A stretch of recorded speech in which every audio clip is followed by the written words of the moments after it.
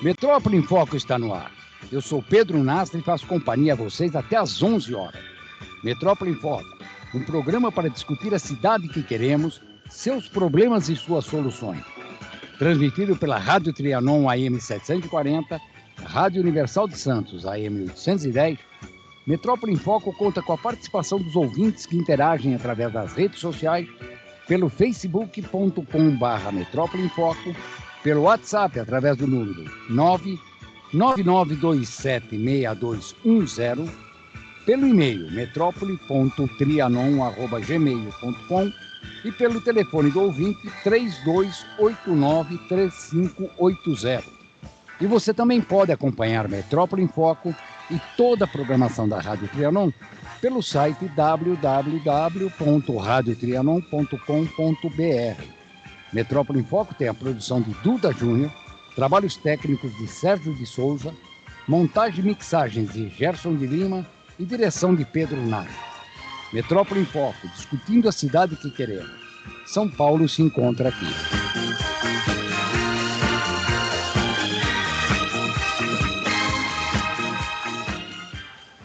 Tá sabendo da novidade? O Pix no Sicredi. Será uma nova forma de transferir, pagar e receber. Todo mundo pode usar? Sim, o Pix é para pessoas e empresas. Em quanto tempo o dinheiro cai na conta? Você faz transferências em 10 segundos e o dinheiro entra na hora. É rápido, hein? Já posso usar? A partir de novembro, você já poderá usar o Pix 24 horas por dia, 7 dias por semana. É associado ao Sicredi? Faça já seu cadastro no aplicativo e fique pronto para usar o Pix. No Sicredi, a escolha é sempre sua. Eleições 2020.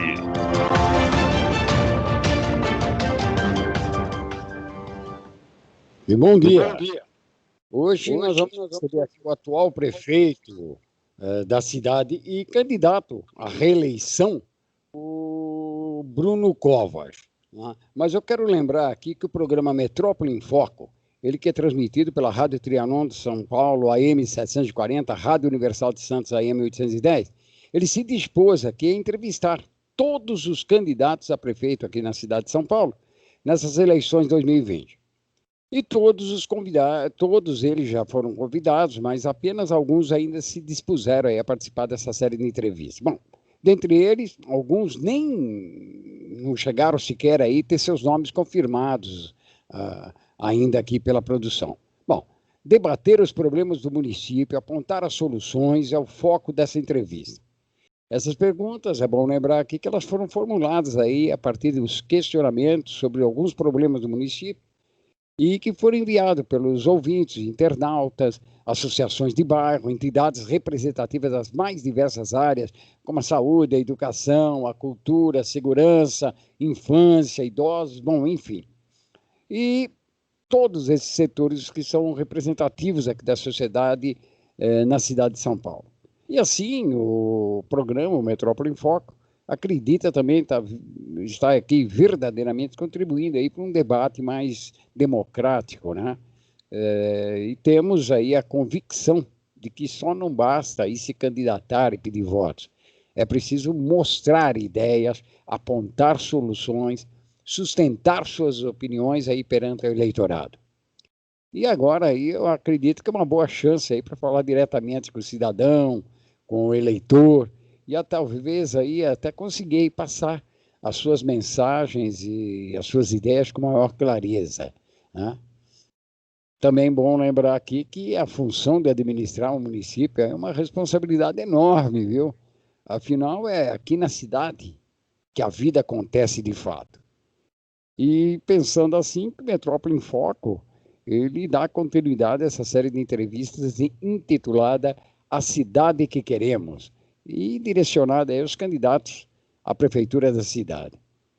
Bom, hoje nós temos aqui na bancada o comentarista, o jornalista, comentarista Célio Egídio. Bom dia, Célio. Bom dia, Pedro. Bom dia aos nossos ouvintes da Rádio Trianon e os seguidores do Metrópole em Foco.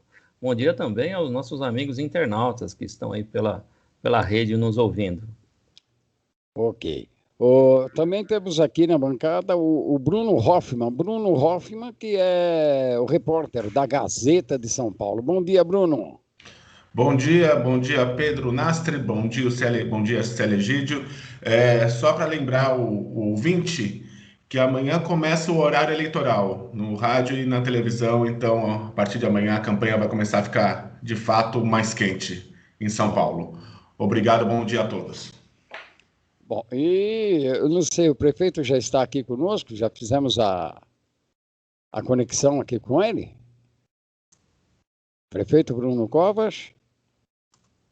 Acho que ainda não. Né? Bom, vamos tentando aqui manter essa conexão com o prefeito.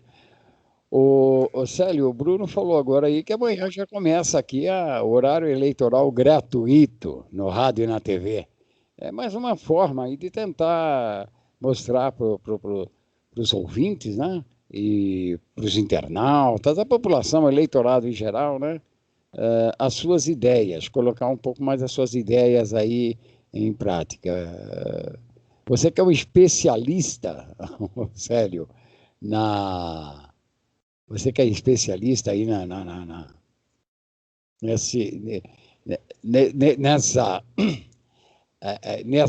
nesse universo eleitoral, como é que você analisa um pouco isso aí?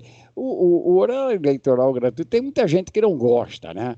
Mas é importante porque ele elucida o eleitor, não?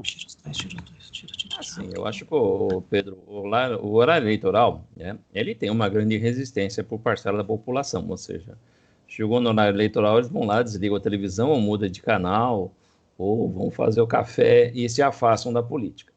Isso eu não vejo uma atitude saudável, né? É interessante ouvir, sim, o que o candidato tem a dizer, qual é a proposta do candidato, compreender. Eu entendo que o horário eleitoral é muito interessante.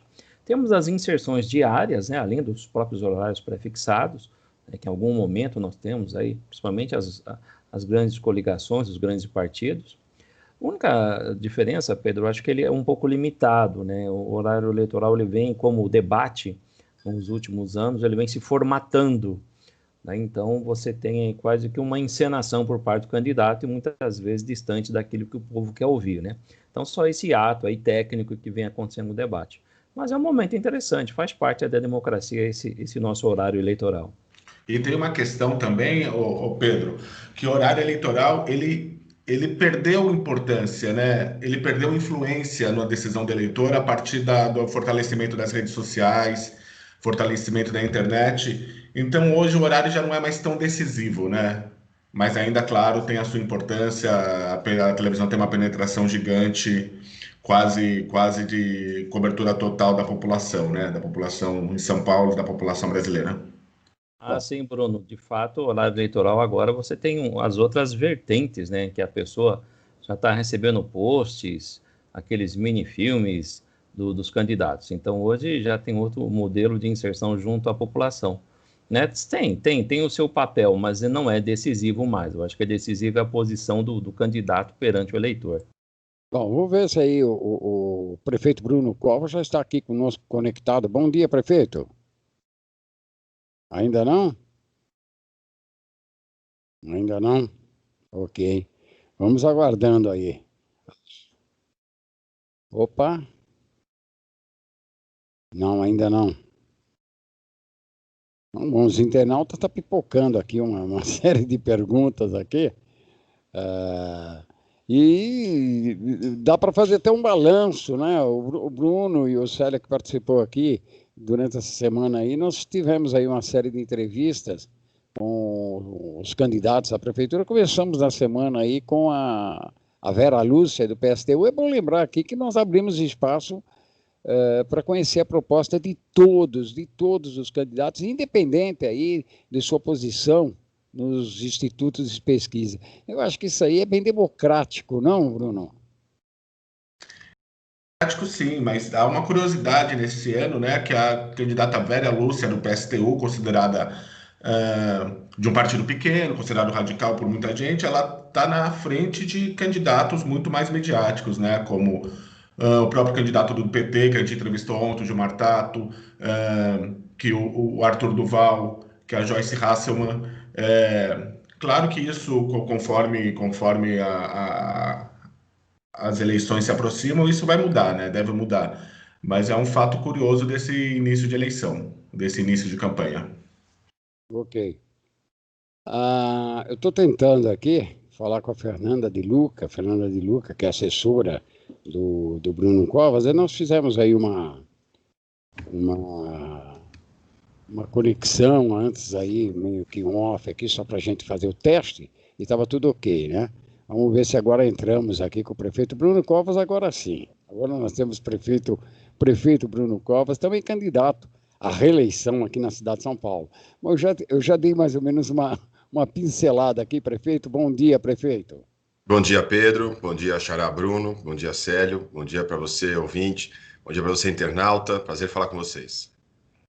Bom, prefeito, nós abrimos aqui o espaço para ouvir todos os candidatos, todas as suas propostas, independente da sua colocação nos institutos de pesquisa. Eu acho que com isso aí nós estamos contribuindo com uma melhor, até para exercer realmente a democracia e abrir espaços. Quem vai decidir o futuro dessa cidade é o eleitor. E cada candidato tem o mesmo tempo, tem o mesmo espaço. Como é que o senhor vê essa... Isso bem diferente do que são os debates. Os debates ficam muito naquela linha de ataque, né? E o senhor é uma pessoa que certamente vai ser atacado daqui para frente, não? Bom, primeiro, parabéns à Rádio Trianon pela iniciativa. É importante abrir espaço mesmo para todos os candidatos. Tomara mais rádios tenham essa iniciativa, como espero também que também algumas TVs possam rever a sua posição e também remarcarem os debates que acabaram de ser cancelados, né? Então, praticamente, não tem mais nenhum debate em TV nesse primeiro turno, infelizmente marcado agora até o início do segundo turno. Então, eu espero que outras emissoras de TV e outras rádios possam ter essa mesma iniciativa tão importante na democracia. Eu acho até que horário eleitoral nem deveria ser horário eleitoral dividido por partido, deveria ser debate ao vivo entre os pré-candidatos, para poder ter mais uma possibilidade do eleitor confrontar o que pensa cada um, sem marqueteiro, sem regravação, ao vivo, para poder cada um falar e mostrar para a população o que ele é, o que ele já fez e o que ele quer fazer para a cidade. Bruno Hoffmann. Bom dia, prefeito. Prazer falar com o senhor. Prefeito, o PSDB tem um histórico de deixar gestões pela metade em São Paulo. Não todos os casos, mas teve vários casos. Sendo o caso mais recente do governador João Dória. Como eleitor, pode ter a garantia que o senhor não tentará ser governador ou sair para outro cargo em 2022? Bom, primeiro a minha palavra, que quero ser prefeito pelos próximos 4 anos. Gosto de ser prefeito de São Paulo. Quero continuar à frente da prefeitura. E segundo, acho pela própria posição que eu venho adotando.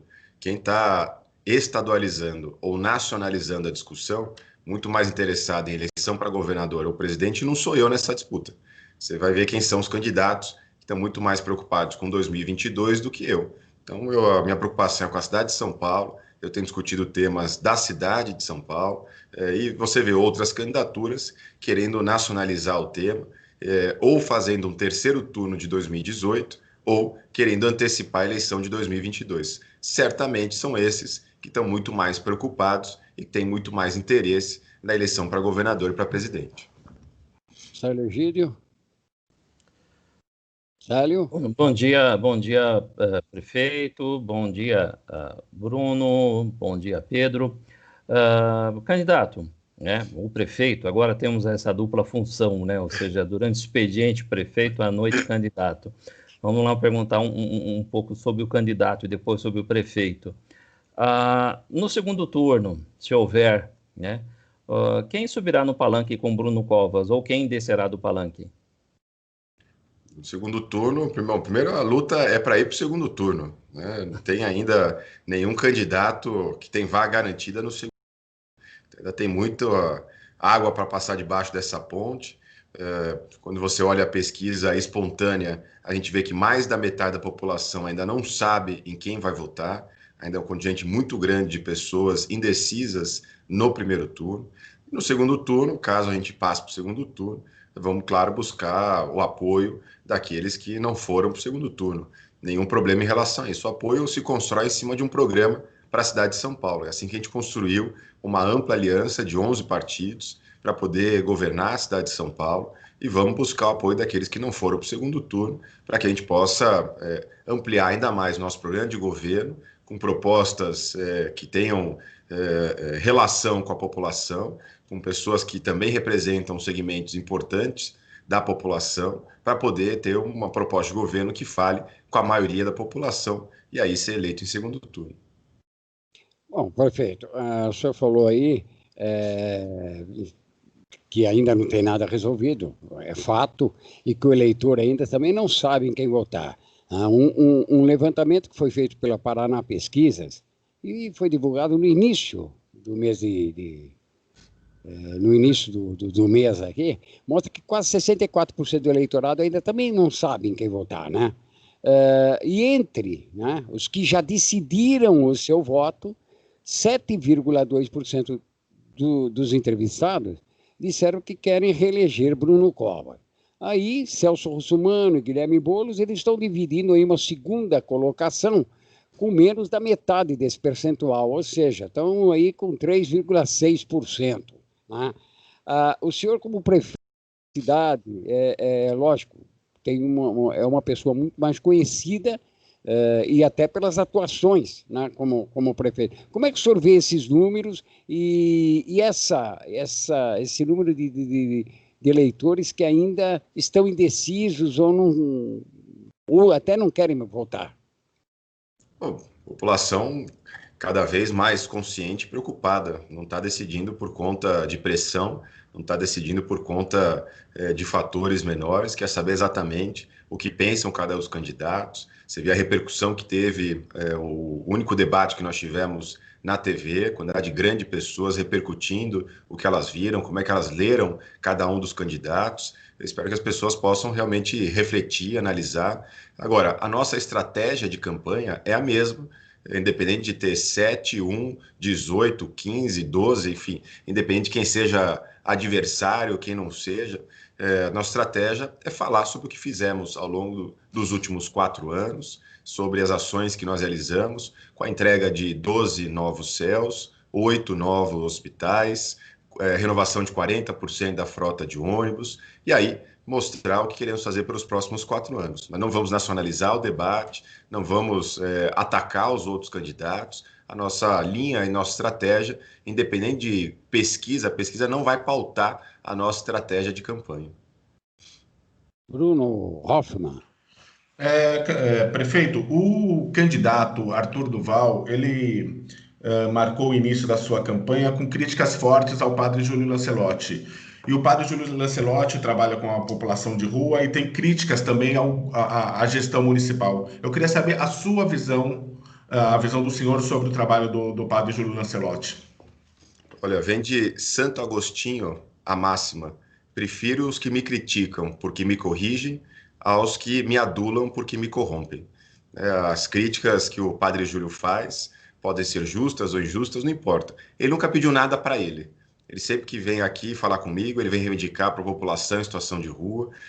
Às vezes é possível melhorar, como, por exemplo, nós ampliamos, duplicamos os consultórios de rua, que são equipes de saúde da família específicas para a população em situação de rua.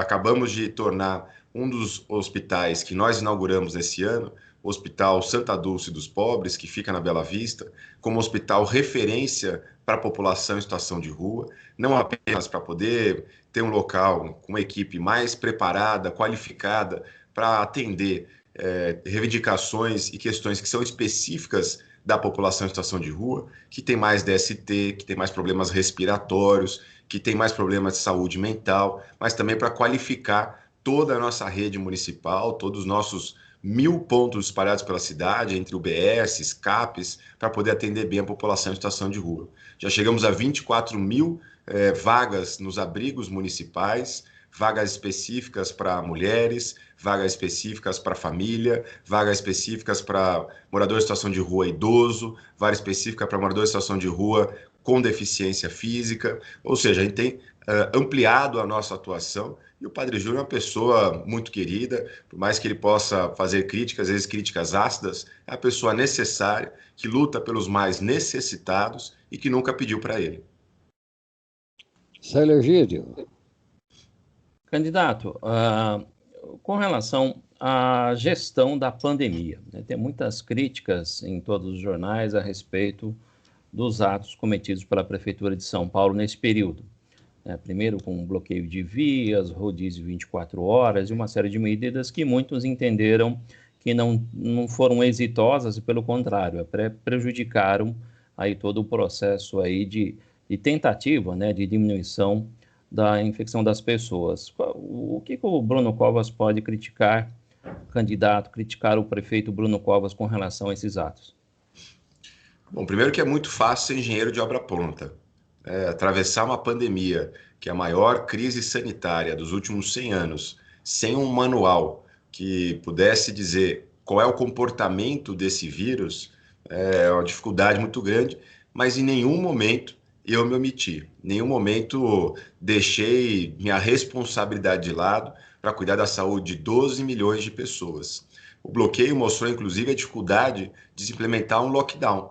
Muitas pessoas acham que o lockdown é uma palavra mágica que, ao se decretar, todo mundo fica em casa. E aí a gente vê a dificuldade que é bloquear as vias e segurar as pessoas dentro de casa no momento em que foi importante a gente fazer de tudo para aumentar o isolamento social, para deixar o pior da crise passar, para conseguir subir os 2 hospitais de campanha, entregar os 8 hospitais que serão definitivos na cidade, para não deixar ninguém sem atendimento.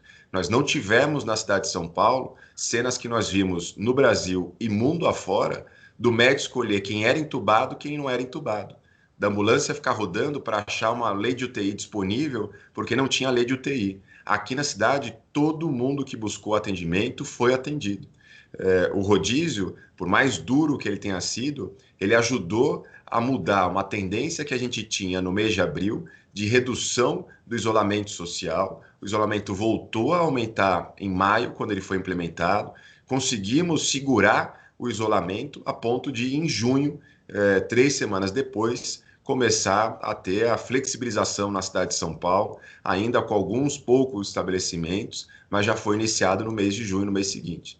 Então, eu não tenho nenhum problema em defender as medidas adotadas, tenho tranquilidade que o foco aqui maior foi a preservação da vida. Por mais que a gente tivesse pressão para abrir isso, para abrir aquilo, a gente segurou o isolamento social e hoje, por exemplo, a cidade de São Paulo tem metade da quantidade de óbitos da cidade de Nova York, que é uma cidade comparável com a cidade de São Paulo.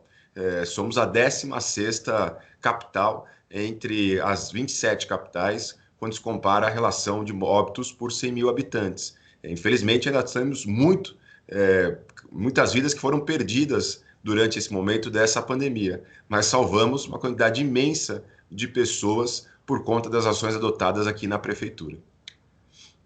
Bom, prefeito, já que o senhor falou aí em rodízio, o rodízio que houve, quer dizer, que muita gente ainda criticou, é sabido que o trânsito de São Paulo, ele é um caos. Ele é um caos pelo número de veículos que nós temos na cidade. Bom, enfim, nós vivemos aí numa cidade que realmente tem aí um número de veículos aqui que é assustador, tá?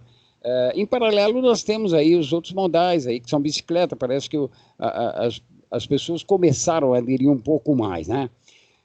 Nesse tocante, o que é que o senhor pretende fazer aí até porque hoje, nesse momento de pandemia, muita gente está em home office, quer dizer, o número de carros na cidade diminuiu um pouco, mas parece que ela vem aumentando gradativamente, né? As pessoas têm relaxado também no distanciamento, parece que começamos a entrar aí na cor laranja, na cor amarela e está tudo resolvido, né? O vírus acabou e, na verdade, isso não. É só uma flexibilização. De que forma o senhor pretende, num eventual novo mandato, resolver esse problema? E qual é o gargalo mais crítico que deve ser resolvido aqui nessa área, hein? Bom, continuar a investir, como você mesmo mencionou, em modais inovadores, como a questão da própria bicicleta.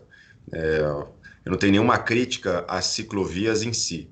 Eu tenho a crítica com a forma pela qual elas foram feitas na cidade de São Paulo.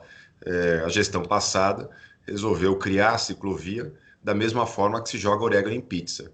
Ela foi salpicando ciclovia pela cidade de São Paulo e algumas, inclusive, levam nada a lugar nenhum.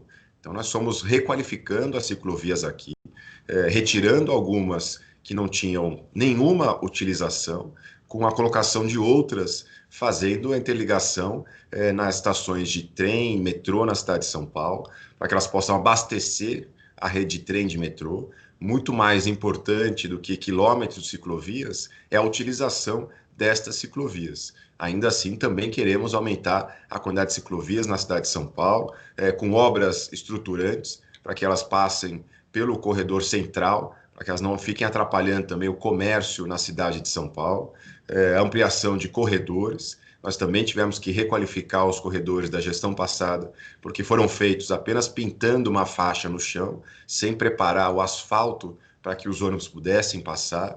Cada quilômetro de corredor beneficiar o transporte público em detrimento do transporte privado. E eu acho que a grande ação em relação ao trânsito que a próxima gestão pode fazer é aproveitar uma janela de oportunidade que nós teremos, que é a rediscussão do plano diretor da cidade, apostando em novos centros na cidade de São Paulo, para poder aproximar o emprego do local de residência. Não adianta as pessoas continuarem a morar em locais periféricos e trabalharem no centro de São Paulo. Esse conflito sempre vai existir se você não colocar o dedo na grande causa dos deslocamentos imensos que nós temos na cidade de São Paulo. Pessoas tendo que andar 3, 4 horas por dia para ir de casa até o trabalho. Então, o plano diretor vai possibilitar essa rediscussão, com a reorganização de onde pode, onde não pode, o que pode construir na cidade de São Paulo, e a própria prefeitura quer estimular isso com alguns projetos de concessão, como a concessão dos terminais de ônibus, a concessão dos piscinões, aonde nós queremos dar o direito de laje para quem fizer a manutenção desses espaços, para poder também criar novas centralidades na cidade de São Paulo. Então, aproveitar os espaços públicos já existentes e aproveitar a rediscussão do plano diretor na cidade. Eu só vou pedir uma parte, já que nós estamos falando aqui em mobilidade, nós vamos entrar só com um pequeno intervalo, pedindo aí vai entrar agora aí o boletim de trânsito, né, mostrando a cidade, mas é um boletim de trânsito que diariamente nós entramos aqui na Rádio Trianon. Vou pedir só um minutinho, é coisa rápida, voltamos já, pode ser? Bora. Vambora. E agora, a mais pedida pelos ouvintes, a número 1 das paradas. Afinal, quem não quer 500 mil reais? Quero vê-lo sorrir, quero vê-la poupar, quero vê-lo poupando pra ganhar sem parar. Promoção Poupar e Ganhar Sem Parar Sicredi. O mês da poupança chegou e com ele o sorteio do nosso prêmio especial de R$500 mil. Deposite e participe. Saiba mais em poupareganharsemparar.com.br. 9h28. Em tempo real, as informações do trânsito na Trianon. Gran Feira Telenorte. A partir de R$1.000 você ganha 15% de desconto na próxima compra. Telenorte, viva a sua casa. De olho no trânsito da rodovia Anhanguera no sentido São Paulo. São pontos de parada já do quilômetro 26 ao 23 por excesso de veículos, até a aproximação ao Rodoanel. Essa lentidão dá um nó no quilômetro do 26, à altura da estrada de Perus, e com isso a estrada de Perus tem 1 quilômetro lento no acesso à rodovia Anhanguera, e a pista lateral da Anhanguera no sentido interior também apresenta lentidão do 24 ao 26. Pela pista expressa, trânsito fluindo bem sentido interior. A chegada da rodovia Anhanguera à marginal do Tietê não tem dificuldade. Gran Feira Telenorte. A partir de R$1.000 você ganha 15% de desconto na próxima compra. Telenorte, viva a sua casa. No decorrer da nossa programação, as informações do trânsito em tempo real. Aqui no 740M da Rádio Trianon.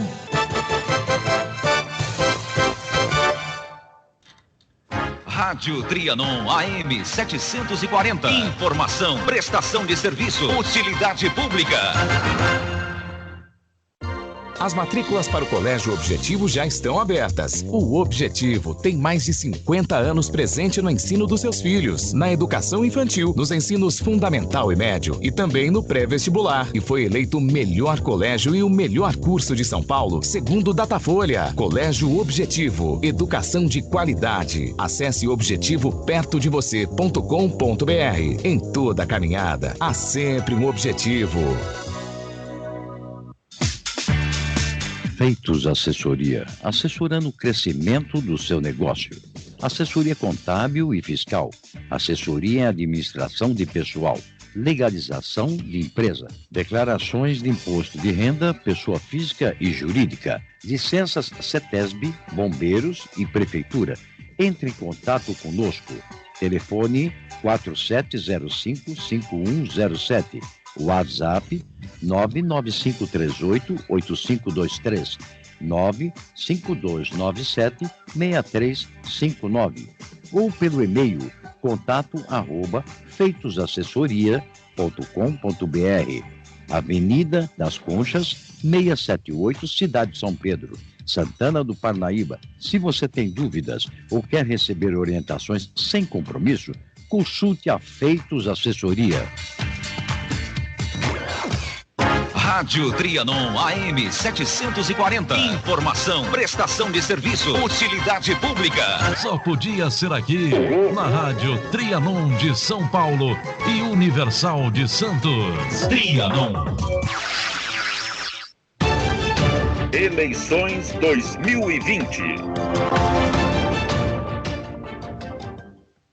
Bom, retornando aqui no Metrópole em Foco, hoje nós estamos recebendo aqui o prefeito da cidade de São Paulo, Bruno Covas, que também é candidato à reeleição. Prefeito, no bloco passado, o senhor falou aí nos modais e mobilidade urbana, e é bom lembrar também que nesse momento de pandemia, muitas pessoas tiveram que se adaptar a esse novo normal, que seria o home office, né? Ninguém estava nem preparado para isso, e parece que isso aqui acabou ganhando força, né? Mostrando que muitas vezes isso pode enxugar aí as despesas da empresa, inclusive da própria administração pública, né? Deixando as pessoas mais trabalhando mais remotamente, coisas que não têm a necessidade presencial daquelas pessoas dentro dos locais de trabalho. Com isso, tem uma maior economia e enxuga um pouco os gastos da máquina. Como é que o senhor vê nesse momento, inclusive porque tem aí já um parecer, aí, uma orientação da própria prefeitura em deixar um número grande aí de colaboradores trabalhando em home office. Como é que isso aqui vai se dar daqui para frente? 3 semanas atrás, assinei um decreto que estabelece o home office como a regra dentro da prefeitura. O trabalho presencial passou a ser a exceção. É claro que para ter home office, cada secretaria precisa verificar dentro do seu grupo aonde é possível individualizar metas, porque somente com metas individuais é que é possível ter home office, até para poder cobrar produtividade. Então, é exatamente nesse ponto que estão trabalhando os secretários, para que cada conjunto servidor possa continuar em home office, é claro, intercalando isso, 4 dias em casa e 1 dia na prefeitura, ou 2 dias em casa, 3 dias na prefeitura. Os secretários também estão ajustando isso para cada departamento. E as nossas contas aqui, as contas da Secretaria de Gestão mostram que, com isso, a Prefeitura deve economizar, nos próximos 7 anos, R$1 bilhão, entre água, luz, aluguel, despesas com locomoção, auxílio isso, auxílio aquilo,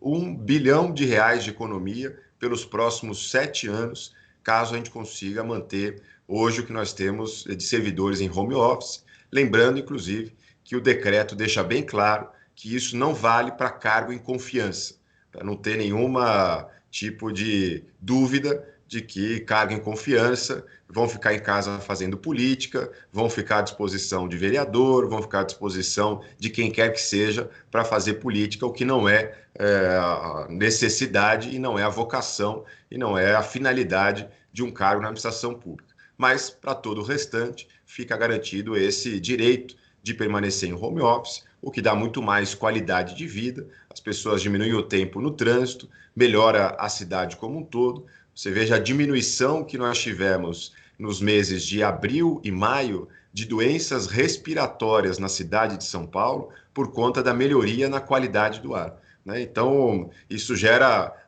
efeitos positivos em toda a população, seja na qualidade de vida, seja na diminuição do trânsito, seja na melhoria de índices da saúde da cidade de São Paulo. Então, aqui, agora, o home office passa a ser a regra e não a exceção. Bruno Hoffmann. No bloco anterior, prefeito, o senhor estava falando de concessões e há um plano, né? Um plano de concessões que já foi realizado do Pacaembu, mas parte da intenção do AMB, de Parque o Mercado de Santa Amaro e outros. Mas há uma dúvida em parte da população do motivo de conceder bens superavitários ou serviços superavitários, como foi o caso do serviço de Zona Azul. Eu queria que o senhor explicasse por que conceder serviços superavitários também, por favor.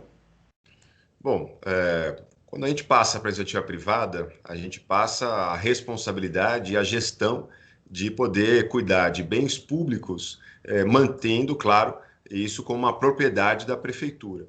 A concessão da Zona Azul permitiu para a prefeitura antecipar receitas que seriam diferidas ao longo de 30 anos, e nós conseguimos levantar nesse ano algo em torno de 600 milhões de reais com essa concessão, recurso mais do que necessário no momento de pandemia. Então, a concessão de serviços superavitários, primeiro, melhora a qualidade na prestação do serviço, né? Ao invés de ter uma empresa pública cuidando disso, você tem uma empresa privada, tem muito mais capacidade de entregar serviços digitais, de aperfeiçoando a verificação, o controle, o monitoramento, de melhorar o serviço que é prestado à população com mais agilidade, com mais rapidez, e a gente antecipa uma receita que seria diferida ao longo dos 20 anos para poder investir na cidade de São Paulo. Então ganha a população, porque é um serviço de mais qualidade, e ganha a prefeitura, porque a gente consegue antecipar um recurso que seria diferido ao longo de 20 anos, um recurso que anualmente não é significativo, mas que a hora que você consegue antecipar ele, em especial num momento como esse, que a gente precisa de mais recurso para poder ampliar a assistência social, para poder ampliar a área da saúde, para poder ampliar até mesmo a área de transportes, foi muito importante e significativo que a gente tivesse feito a concessão da Zona Azul. Lembrando que esse é um projeto que tinha sido aprovado pela Câmara Municipal na gestão do prefeito Celso Pitta e nunca tinha saído do papel e que nós conseguimos implementar. Célio Gídio. Candidato, segurança urbana, né? Nós tivemos algumas inovações com relação ao City Câmeras, drone pol, né? Mas a gente percebe que a população não sente essa efetividade. Qual é a estratégia para a segurança urbana aí para o próximo governo, se houver aí do PSDB? Bom, nós derrubamos os índices de criminalidade na cidade de São Paulo. Hoje a cidade de São Paulo é a cidade mais segura das 27 capitais. Já baixamos a quantidade de homicídios por 100 mil habitantes para menos de 6, que é a recomendação da ONU. Então, hoje a cidade de São Paulo é uma das poucas capitais do mundo que tem quantidade de homicídios com um número recomendável pela ONU. Isso se deve não apenas a um programa City Câmeras, que ampliou a quantidade de câmeras de monitoramento, eram menos de 100 na cidade de São Paulo, hoje são mais de 3.500 câmeras com disponibilização e trabalho conjunto da GCM com a Polícia Militar e a Polícia Civil. Então, tanto as polícias do Estado utilizam as nossas imagens, como nós também utilizamos as imagens do governo do Estado. Há um compartilhamento destas imagens. Como também, como no ano passado, finalmente, a PPP da privada da iluminação pública, nós começamos a iluminar melhor os mapas de calor de criminalidade da cidade de São Paulo. Então, nós pegamos com a Secretaria de Segurança, aonde tinha maior realização de homicídio, estupro, roubo, latrocínio, e começamos a trocar as lâmpadas LED ou a colocar pontos de luz onde não existia nos locais de maior incidência de crime da cidade de São Paulo. Então, foi mais uma ação, mais uma contribuição da Prefeitura para algo que é responsabilidade do governo do Estado, mas a Prefeitura ajudou. Continuar a investir em tecnologia, parceria com as polícias do Estado e continuar nesse trabalho de zeladoria, que é importante para afugentar o crime, a gente deve continuar nos próximos 4 anos. Bom, prefeito, a capital aqui ela tem um grande problema nessa questão de geração de empregos. E isso acabou se agravando por conta da pandemia. Muitas empresas fecharam as portas, outras empresas tiveram que demitir funcionários, e isso se vê em maior número nas periferias da cidade de São Paulo. Tá? E, de uma forma ou de outra, as pessoas, né, os cidadãos, moradores da periferia, se uniram aí, começaram a fazer um tipo de umas cooperativas para poder gerar renda, né, para combater esse problema. Qual é o projeto para uma próxima gestão que a Prefeitura tem aí, já pensando numa retomada dos empregos, né, e talvez até incentivar essas cooperativas começaram, né, essas pessoas começaram a se unir em termos de cooperativa, incentivar, porque alguma coisa que deu certo, vamos incentivar e vamos fazer isso aqui crescer. E, por outro lado, né, existe algum projeto para dar um incentivo fiscal aí para as empresas que queiram se estabelecer nas periferias da cidade, e com isso, aí nós vamos voltar naquele caso da mobilidade urbana, voltar aí no deslocamento, uma melhor qualidade de vida para o cidadão que mora na periferia, que foi a parcela da população mais afetada? Bom, primeiro, só importante estabelecer, até porque tem alguns candidatos fazendo esse tipo de confusão, a crise econômica não é exclusividade da cidade de São Paulo.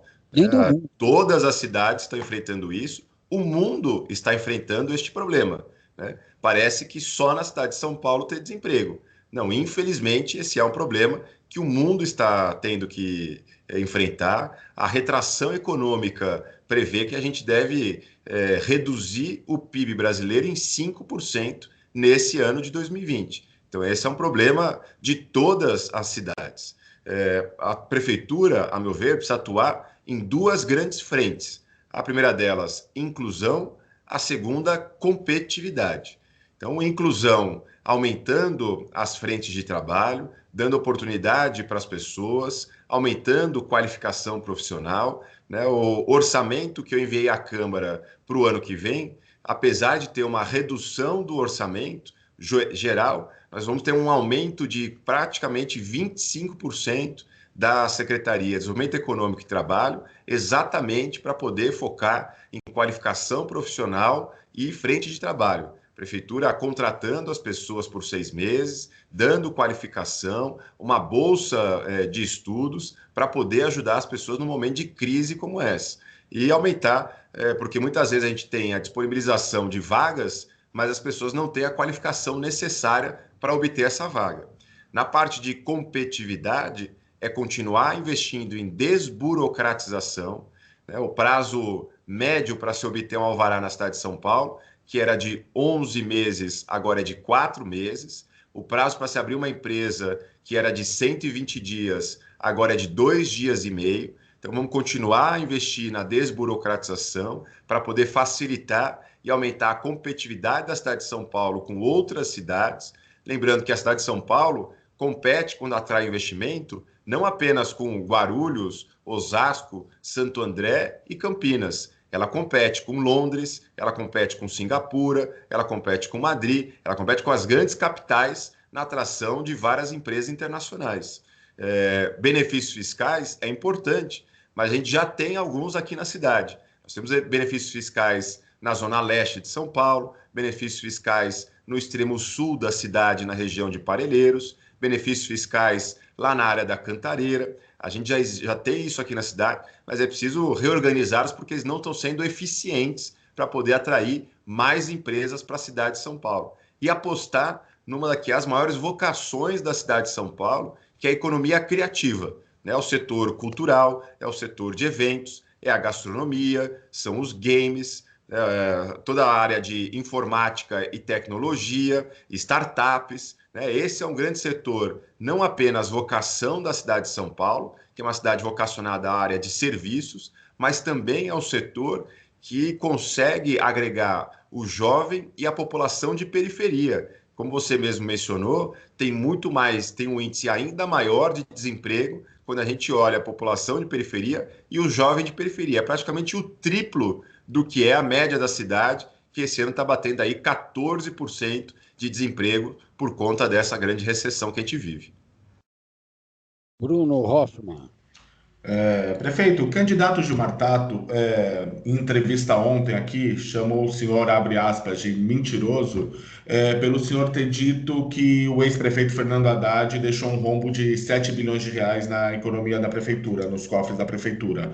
Segundo ele, o ex-prefeito deixou 5 bilhões no cofre para ser usado. Eu queria que o senhor comentasse a afirmação dele e se a gestão Haddad realmente deixou esse rombo na prefeitura. O que a gente recebeu em caixa eram recursos comprometidos, recursos ou de obras em andamento, recursos de dívidas de curto prazo. Tanto é que ele deixou para 2017, nosso primeiro ano de gestão, 300 milhões para pagar de subsídio do ônibus de 2016 que ele não pagou, né? Se tivesse as 1.000 maravilhas, ele teria pago o subsídio de 2016 em 2016. Mas ele empurrou para 2017 300 milhões de reais de subsídio.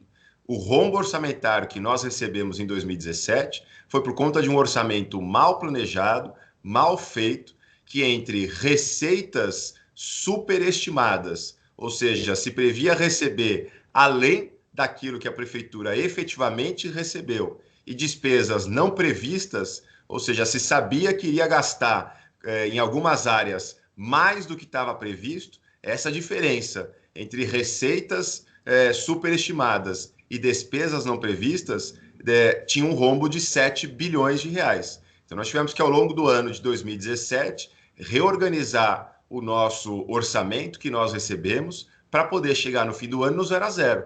E a gente não chegou no fim do 2017 devendo nada a ninguém. A gente continuou com todas as pessoas pagas em dias e pagamos todo o subsídio de 2016 que ele não pagou, de 300 milhões de reais. Célio Egídio. Pedro, eu estou até com duas perguntas aqui de internautas via WhatsApp para o candidato, o senhor Nilson Adão e o senhor Ademir. O interessante é que as perguntas são idênticas, falam sobre asfalto, né? Eles são moradores da zona norte da cidade e falam sobre o asfalto. Eles estão reclamando, né, do piso asfáltico da cidade, não somente na zona norte, extremamente ondulado, tem fresagem, tem recapeamento, mas não chega a satisfazer as necessidades. Então, eles até fizeram uma brincadeira aqui, prefeito Bruno, aí, se vai ter incentivo fiscal para comprar Jeep na cidade aí no próximo governo, aí uma alusão à questão do asfalto e o calçamento em geral da cidade. O que o governo do PSDB fará aí para uma mudança no piso asfáltico da cidade? Nós investimos mais de 1 bilhão de reais em recap na cidade de São Paulo. São quase 700 quilômetros de ruas recapeadas, só que a cidade tem 17 mil quilômetros de ruas. Normalmente as pessoas acham que a rua mais importante para ser recapeada é a Rua da Casa, mas não foi assim que a gente agiu.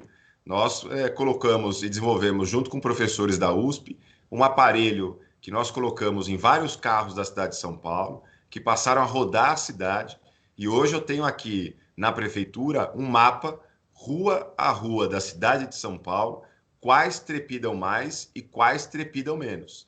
E a gente conseguiu compatibilizar esse mapa da CET e focamos nas ruas que mais trepidam e nas ruas mais utilizadas. É preciso pensar sempre no coletivo e não no individual. Eu não comecei pela rua da minha casa, eu comecei pelas ruas que mais precisam de asfalto na cidade de São Paulo. E com isso a gente chegou a 700 quilômetros de ruas recapeadas. É preciso manter este nível de investimento para daqui a 10, 15 anos a gente ter aí sim a cidade toda recapeada. Até porque a gente está fazendo asfalto, mas a gente faz junto as guias e sarjetas, porque não adianta refazer asfalto sem refazer guia e sarjeta, porque senão a água entra por debaixo do asfalto e menos de um ano depois ele está de novo deteriorado. Então a gente está fazendo algo para que seja permanente na cidade de São Paulo e em calçadas, pela primeira vez, a cidade tem um programa de calçadas. Nós vamos ter 1.500.000 metros quadrados de calçadas, mesmo as calçadas sendo privadas, né? Embora seja responsabilidade do proprietário, a prefeitura entendeu por bem refazer algumas calçadas que são importantes para a mobilidade da cidade de São Paulo. Então, ao invés de só sair multando os proprietários por conta de calçada mal cuidada, a gente resolveu investir com um total de 1.500.000 metros quadrados de calçadas refeitas na cidade de São Paulo, porque 1/3 dos deslocamentos é feito a pé. Então, nós vamos continuar a investir em asfalto e vamos continuar a investir nas calçadas que são prioritárias na cidade de São Paulo. Bom, prefeito, eu tenho uma pergunta aqui, uma não, copiando aí meio o Célio Egídio. A Lúcia Crispim, ela é de Itaquera, e Dona Marina é da freguesia do Ó. No último dia 6, na última terça-feira, o senhor falou que a partir do ano que vem, as mães que fizerem o pré-natal aí dos seus bebês aí na rede pública, por meio daquele programa Mãe Paulistana, vão ter creche garantida na rede municipal, né? Elas querem saber o seguinte: e as que trabalham, mas têm plano de saúde empresarial, pode contar com essas vagas também? Nós tínhamos uma fila de 60.000 crianças aguardando vaga em creche na cidade de São Paulo, quando nós assumimos. Estamos criando, nesses 4 anos, 85.000 vagas em creche. Hoje a gente tem a menor fila da história da cidade de São Paulo, com menos de 10.000 crianças aguardando vaga em creche. Quando a gente consegue que a mãe, dentro do pré-natal, já antecipe para a prefeitura que ela vai precisar de uma vaga, são esses 4, 5 meses que a prefeitura precisa para se organizar, para ofertar a vaga perto da casa dela. Então, com essa antecipação, a gente consegue se organizar e garantir essa vaga. Agora, não tem a menor dúvida que, continuando neste nível de investimento que nós tivemos nesses 4 anos, também vai ser possível, ao longo dos próximos 4, zerar a fila de creche na cidade de São Paulo. Então, algo que sempre foi, né, um sonho, algo inatingível, porque hoje a fila é bem menor do que a gente encontrou. Eram 60.000 crianças, hoje são menos de 10.000 crianças aguardando vaga em creche na cidade de São Paulo, e aquelas do programa Mãe Paulistana, que conseguem já antecipar para a prefeitura e participar do pré-natal, já vão ter garantida a vaga em creche, porque é o prazo exatamente que hoje a prefeitura tem para conseguir gerar uma vaga quando a mãe solicita isso lá na prefeitura. Prevenir do que remediar. Vamos lá. Prefeito, eu sei que o senhor está aí com o seu tempo bem exprimido aí, até porque tem que cuidar da cidade, independente. Nós estamos fazendo aqui uma entrevista sobre campanha eleitoral, mas o senhor tem que cuidar da cidade. E isso é bom, porque aí pelo menos a cidade não fica ao Deus dará. Então eu quero fazer uma última pergunta aqui, tá? Que seria aí sobre, considerando aí que o vice-prefeito, ele é o braço direito do prefeito. E hoje só tem como vice-prefeito seu aí o Ricardo Nunes, que teve uma grande atuação na Câmara Municipal, CPIs aí dos grandes devedores, isso, aquilo que trouxe. Conseguiu recuperar parte de recursos aqui para a cidade de São Paulo. Isso aí é importante, né? E já marcamos com ele, dia 21 ele vai estar aqui conosco falando sobre essas atuações e é muito natural que, como prefeito, caso o senhor ganhe essa reeleição, o senhor vai precisar ter um interlocutor dentro da Câmara Municipal. O Ricardo Nunes tem um bom trânsito ali, né? Isso aí já foi provado. Então, eu gostaria de saber qual vai ser essa atuação do vice-prefeito na sua gestão, né? E aí, o que é que o senhor vai fazer a partir eu vou dar um refresco, hein? Dia 1º é ano novo, dá uma relaxada, recarrega as pilhas, porque dia 2 tem muito trabalho. O que é que o senhor vai fazer no dia 2? Olha, eu duvido que se tiver chuva dia 1º, você não vai ligar para mim para saber o que nós estamos fazendo por conta da chuva. Mas tudo bem, eu vou ficar aqui, eu vou anotar essa promessa sua para ver se dia 1º tem algum refresco mesmo. E só para complementar, não é a dupla jornada, é tripla jornada, porque é prefeito, candidato e pai. Porque chega à noite tem que ajudar também o filho com o material de geografia, matemática, porque não está fácil acompanhar a aula online não, viu? Então, o pai também tem que estar presente nesses momentos. Bom, eu acho que o vice pode assumir a função de clínico geral, né, ajudar em todas as áreas, ajudar em projetos que acabam lidando com mais de uma secretaria, onde é preciso sempre juntar os secretários para que os projetos avancem. Infelizmente, a gente tem essa cultura no país de programas verticais, só uma secretaria desenvolvendo. É preciso ter alguém que coordene quando você tem programas que tem envolvimento e a participação de mais de uma secretaria, onde cada uma, dentro da sua responsabilidade, precisa contribuir para a implementação de uma política pública específica. Fico muito feliz com a escolha do Ricardo. Ao invés de escolher um vice que enfrenta e bate boca com caixa de supermercado, eu escolhi um vice que bate boca com dono de banco para poder trazer recursos para a cidade de São Paulo, né? Bater boca com os grandes e poder trazer recursos para a cidade de São Paulo. Eu tenho certeza que o bom trabalho que ele já fez na Câmara Municipal, ele vai continuar a fazer como vice-prefeito a partir de janeiro do ano que vem.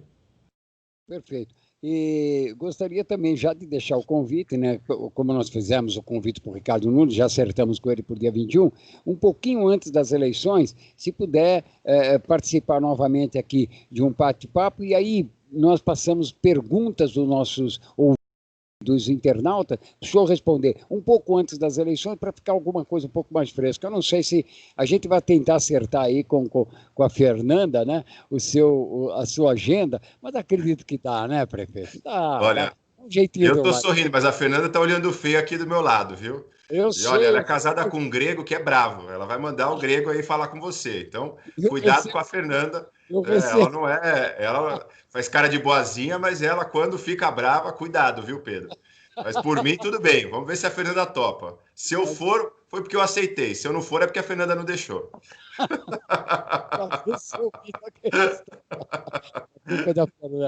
Tá ótimo, prefeito. Muito obrigado pela sua participação, Bruno Hoffmann, Célia Egídio aqui. A gente dá um abraço. Eu sei que tem que cuidar da cidade, já tem vários compromissos e ainda tem uma caminhada grande aí para fazer aí nos bens públicos aqui da cidade de São Paulo.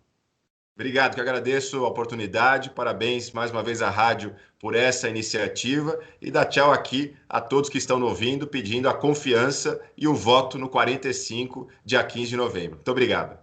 Obrigado. Bom, vamos entrar num pequeno intervalo, voltamos logo em seguida, e aí a gente dá um término aqui, faz um levantamento aqui do nosso bate-papo aqui com o prefeito Bruno Cova. Vamos entrar num pequeno intervalo, lembrando que esse programa ele tem oferecimento Sicredi, é a primeira instituição financeira cooperativa do Brasil. Sabe aquela história que a gente tem tudo sob controle na vida? Na vida financeira, às vezes, não é bem assim. Mas presta atenção nessa dica que vai fazer diferença no seu bolso. Esse momento cheio de imprevistos não tá fácil. Antes de tudo, temos que manter a calma e seguir as orientações de cuidado com a nossa saúde e de quem a gente ama. Mas isso tudo também faz a gente refletir sobre a importância de ter uma reserva financeira. Agora é hora de priorizar gastos e iniciar ou aumentar essa reserva. E para isso, a poupança do Sicredi é perfeita. Ela não perde valor. A aplicação e o saque são fáceis e rápidos. E a gente não paga taxas e nem impostos. Então não pense duas vezes. Se você puder, separe sempre um valor para depositar na poupança do Sicredi. Você pode fazer isso pelo aplicativo ou internet banking, tá? Vai por mim. Poupe no Sicredi.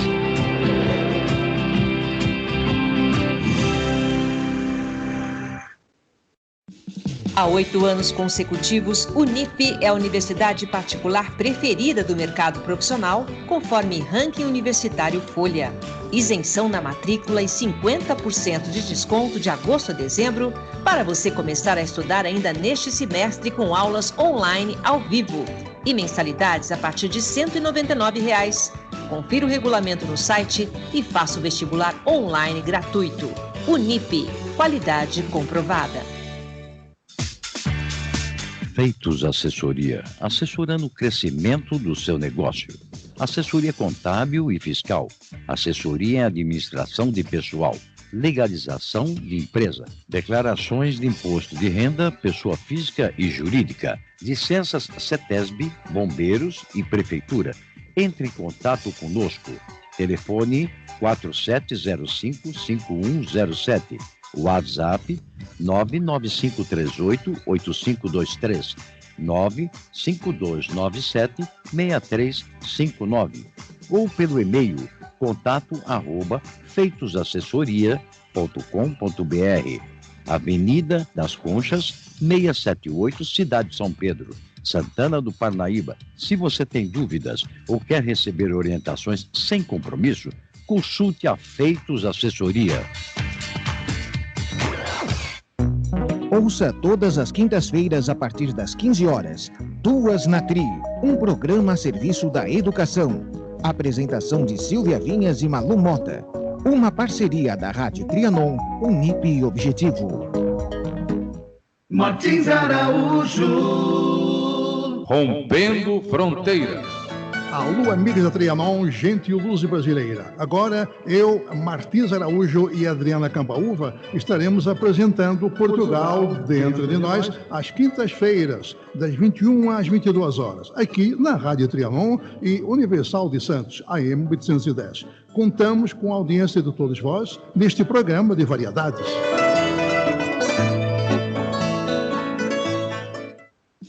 Há 8 anos consecutivos, Unip é a universidade particular preferida do mercado profissional, conforme ranking universitário Folha. Isenção na matrícula e 50% de desconto de agosto a dezembro para você começar a estudar ainda neste semestre com aulas online ao vivo. E mensalidades a partir de R$ 199. Confira o regulamento no site e faça o vestibular online gratuito. Unip, qualidade comprovada. Participe da nossa programação através dos telefones 3289-3580 ou 3253-4845 ou acesse trianoam.com.br. Rádio Trianon AM 740. Informação, prestação de serviço, utilidade pública. Só podia ser aqui na Rádio Trianon Paulo e Universal de Santos. Trianon. Agora no Metrópole em Foco, Momento Esportivo.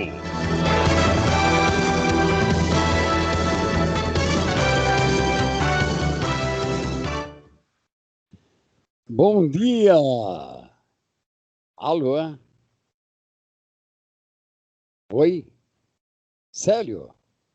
Estamos Célio? aqui. Não, é que eu estou esperando o Adilson Moraes. Esporte não é muito nossa praia, não. Tá aí o Adilson? Bom dia, Pedro, tudo bem? Estamos aqui. Tudo mal, não tem nada bem, entendeu? Ó, eu me declaro aqui um palestrino, um palmeirense verde, entendeu? Mas parece que o Palmeiras ontem deixou escapar a vice-liderança aí. Tudo bem, tá? Perdeu a invencibilidade, era bom que perdesse logo no início, porque fica lutando para manter a invencibilidade e é só empate que vem. Mas não está nada bem, não. Bom dia, Pedro. Bom dia ao Célio também. Bom dia aos ouvintes da Rádio Trianon AM, da Rádio Universal de Santos. Ontem tivemos a 13ª rodada do Campeonato Brasileiro. E já que você tocou no assunto Palmeiras aí, o Palmeiras entrou em campo contra o Botafogo, lá no Rio de Janeiro, e era uma partida até fácil de prever o resultado a gente olhando friamente. Por quê? Entrou em campo o Botafogo, que não vence, né? O Botafogo tinha apenas uma única vitória no Campeonato Brasileiro, Pedro, em 12 rodadas. Então era o time que não vence contra o time que não perde, que era o Palmeiras, que estava invicto também no campeonato. Então você vê, bom, o time que não perde contra o time que não ganha, vai dar o time que não perde, só que foi o contrário, né? Venceu o time que nunca ganhava, do time que nunca perdia. Por isso, a frustração sua e de todo o torcedor palestrino que está verde, mas verde de raiva, nessa quinta-feira. Viu, Pedro? Então, Botafogo 2, Palmeiras 1, foi a segunda vitória do Botafogo no campeonato. O time tinha aí 9 empates, saiu da zona de rebaixamento com essa vitória. E o Palmeiras deu fim à sua invencibilidade e mostrou mais uma vez um futebol aquém daquilo que se espera do clube Palmeiras, né, com todo o investimento que tem, com todo o aporte financeiro da Crefisa, do seu patrocinador, e com todo o elenco recheado aí de bons jogadores, mas o time não consegue render. Palmeiras, primeiro tempo muito apático, tocando bola de lado, aquele futebol pragmático, cansativo, sem inspiração nenhuma. No segundo tempo, em 15 minutos, nem o Botafogo esperava, ninguém esperava. Em 15 minutos o Botafogo fez 2 gols, e aí parece que o Palmeiras se coçou. O Vanderlei Luxemburgo fez 5 alterações, né? Agora, por conta da pandemia, são permitidas até 5 alterações. E aí o Gustavo Scarpa melhorou um pouco mais a parte ofensiva do Palmeiras, ali pelo lado esquerdo. O Palmeiras chegou a diminuir com o William 2-1 e continuou atacando o Botafogo, conseguiu um pênalti, né, através do VAR ali, um pênalti para muitos duvidoso, mas o VAR marcou. E o William bateu e desperdiçou uma grande defesa do goleiro Diego Cavalieri, que foi eleito até o melhor em campo ontem. E com isso o Palmeiras perde a sua invencibilidade, perde a oportunidade de subir na tabela. E a pressão que a gente já dizia, né, Pedro, contra o Vanderlei Luxemburgo, aumenta ainda mais, porque o Palmeiras precisou tomar 2 gols, né, para poder esboçar uma reação que começou com o gol do William, mas não se concretizou. Então o Palmeiras sai de campo derrotado, pressionado. O Palmeiras ocupa apenas a 5ª colocação no campeonato com 22 pontos e a batata do Vanderlei Luxemburgo, viu, Pedro? Ou a macarronada, como você queira, está esquentando aí. A macarronada do Luxemburgo está esquentando, viu, Pedro? Está assando. A brachola, né? A brachola está queimando. A brachola do Luxa, viu? E o Luxemburgo veio agora, né, ainda há pouco, depois da derrota, ele disse, realmente o Palmeiras precisa de reforços. Olha, dizer que o Palmeiras precisa de reforços, talvez a diretoria até acate o discurso do Vanderlei Luxemburgo e entenda que esse reforço se deve justamente no comando técnico, né? Então pode ser que o reforço que o torcedor palmeirense espera, ou que o próprio Luxemburgo espera, possa ser um novo técnico, um novo comandante, já que seu trabalho, apesar do título do Campeonato Paulista, apesar da classificação encaminhada para a próxima fase da Taça Libertadores da América, o torcedor sempre está esperando um pouco mais desse Palmeiras, porque ele pode dar muito mais, né? E não dá. Então o Palmeiras tem 7 empates no campeonato, o Botafogo tinha 9 empates no campeonato. Quer dizer, então a situação no Palmeiras, depois dessa derrota, começa a se complicar aí para o lado do Vanderlei Luxemburgo, e até se questiona por que o Gustavo Scarpa continua de fora da equipe principal, viu, Pedro? Tá certo. Nós estamos com o Célio Egídio aqui, grande São Paulino aí, o homem do tricolor do Morumbi. Morumbi que fez aí seus 60 anos também, né? Sim, pelo menos o São Paulo teve o que comemorar essa semana, né? Que foi o aniversário do Morumbi. Ultimamente está difícil o torcedor São Paulino comemorar alguma coisa, né? Mas teve o aniversário do Morumbi, palco de grandes jogos, de grandes títulos do São Paulo, da Libertadores, Campeonato Brasileiro. São Paulo, que é um dos maiores clubes do Brasil e do mundo, né? Tricampeão mundial, tricampeão da Libertadores. Mas não vive um bom momento, né? Nem dentro de campo e nem fora de campo. Mas ontem o São Paulo enfrentou aí o bom time do Atlético Goianiense, que vem fazendo uma campanha muito boa, né? Até surpreendente por conta do elenco, por conta da tradição até do Atlético Goianiense. Mas o São Paulo venceu pelo placar de 3-0 E de novo, viu, Pedro, meu amigo sério e amigo ouvinte da Rádio Trianon e da Universal de Santos, a molecada vem fazendo a diferença, né? No Palmeiras a gente tem visto aí o Patrick de Paula, o Wesley, o Gabriel Menino, o Veron, né? A molecada tem feito a diferença. No Santos, a mesma coisa, já a gente fala do Santos e Corinthians, do clássico de ontem. E ontem no São Paulo, o Brenner, o garoto Brenner, autor de 2 gols. São Paulo venceu por 3-0 e a garotada está fazendo a diferença. Então o São Paulo, com esse resultado, ocupa agora a 3ª posição, está com 23 pontos, né? E com tudo isso, com todos esses percalços do São Paulo, para você ver, meu amigo Pedro e meu caro Sérgio, torcedor são paulino, que o São Paulo, na tábua de classificação, está melhor colocado do que o próprio Palmeiras, né? Então, isso só aumenta a pressão para cima do Vanderlei Luxemburgo. O São Paulo jogou bem, 3-0. O problema do São Paulo é que ele não consegue manter uma regularidade, ele não consegue fazer uma sequência boa de vitórias, né? Ele não consegue emplacar 3 vitórias consecutivas, 4 vitórias consecutivas. Então isso, o São Paulo, quando você pensa que vai empatar, ele perde, quando você pensa que ele vai perder, ele ganha. Então, assim, é muito difícil, a gente nunca sabe o que pode sair do São Paulo, né? Mas com tudo isso, desclassificado da Taça Libertadores da América, o São Paulo então aposta todas as suas fichas agora no Campeonato Brasileiro e até aqui está na 3ª colocação, vem fazendo um bom campeonato, viu, Pedro? Graças aí à molecada, graças ao Brenner, é um nome para se acompanhar, para colocar no radar o nosso aí. Outras notícias? Bom, vamos lá fazer um giro aqui pela rodada. Fluminense 4, Goiás 2. O Fluminense, o destaque dessa partida foi a 30ª participação do Fred, né? A 30ª partida do Fred com a camisa do Fluminense. O Fred que ontem, inclusive, fez gols. Fluminense 4, Goiás 2. Esse resultado do Fluminense foi ruim para o Santos, porque o Fluminense agora ocupa a 6ª colocação e tira o Santos do G6. Que são os 6 clubes que vão participar da Libertadores do próximo ano, né? Os 4 primeiros conseguem vaga automática, o 5º e o 6º colocado vão para a chamada pré-Libertadores. Então o Santos, que ocupava a 6ª colocação, empatou ontem com o Corinthians, o Fluminense venceu, então o Fluminense agora ocupa a 6ª colocação e tira o Santos do G6. Bahia 3, Vasco 0, o Bahia do Mano Menezes vencendo o Vasco por 3-0, é a 4ª derrota consecutiva aí do Vasco, o Vasco que não vence há 4 jogos. Tivemos Flamengo 3, Sport 0, e aqui viu, Pedro? O Pedro marcando 2 gols, e o Pedro, que é o destaque do Flamengo, são 6 gols nos últimos 5 jogos, contando com jogos da Libertadores. Lembrando que o Gabriel está contundido, o Gabigol, e o Pedro vem dando conta do recado, hein? Então já é o vice-artilheiro do Flamengo na temporada. Tivemos Grêmio 2, Curitiba 1, Fortaleza 2, Atlético Mineiro 1, Fortaleza que vem fazendo uma boa campanha com o Rogério Ceni. Ontem venceu o líder do campeonato, o Atlético Mineiro. O Galo continua líder, mas perdeu, né, uma grande vitória do Fortaleza. Fortaleza 2, Atlético Mineiro 1. Lembrando que o Atlético Mineiro continua com um jogo a menos. Então o São Paulo ainda tem uma gordurinha aí, viu, Pedro? E para fechar, o clássico de ontem, Santos 1, Corinthians 1. O Santos com 10 desfalques ontem, inclusive até o técnico Cuca, né, desfalcou a equipe, estava suspenso, foi o Cuquinha, o irmão do Cuca, que comandou a partida.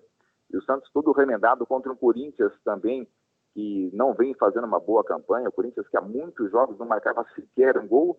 E ontem tivemos Santos 1, Corinthians também 1, o Santos saiu na frente, fez 1-0, o Corinthians empatou a partida com um lance duvidoso, muitos queriam o VAR, muitos dizendo que foi falta do São Paulo, mas enfim, o Corinthians conseguiu esse empate, e com isso o Santos 1, Corinthians 1, ruim para o Corinthians, que continua aí ameaçado pela zona de rebaixamento, ruim também para o Santos, né, em termos de classificação, porque deixou o G6, mas por conta das circunstâncias, com tantos desfalques, o Santos veio aqui na capital, arrancou um pontinho e pontuou. E vamos dar um tapa na classificação então, Pedro? Vamos. Vamos lá. O Atlético Mineiro é líder com 27 pontos, Flamengo em segundo com 24, São Paulo em terceiro com 23, o Inter 22, Palmeiras é quinto colocado com 22, Fluminense em sexto com 21.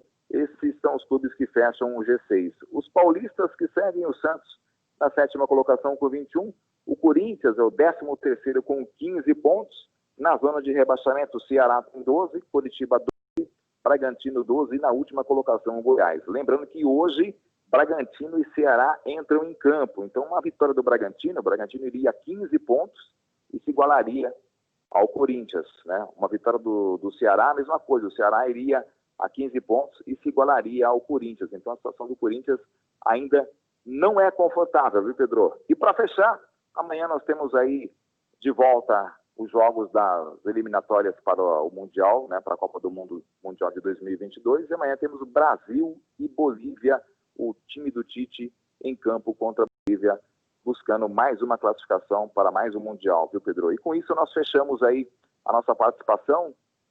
Segunda-feira estaremos de volta, se Deus quiser, trazendo a rodada do final de semana, que tem o seu Palmeiras contra o São Paulo do Célio, né, um clássico.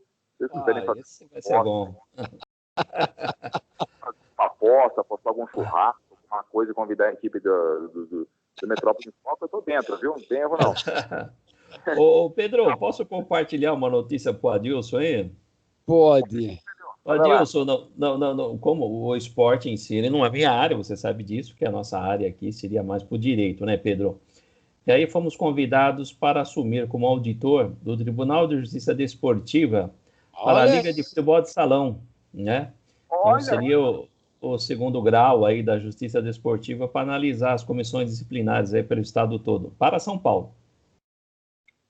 Olha só que bacana, parabéns então, Célio.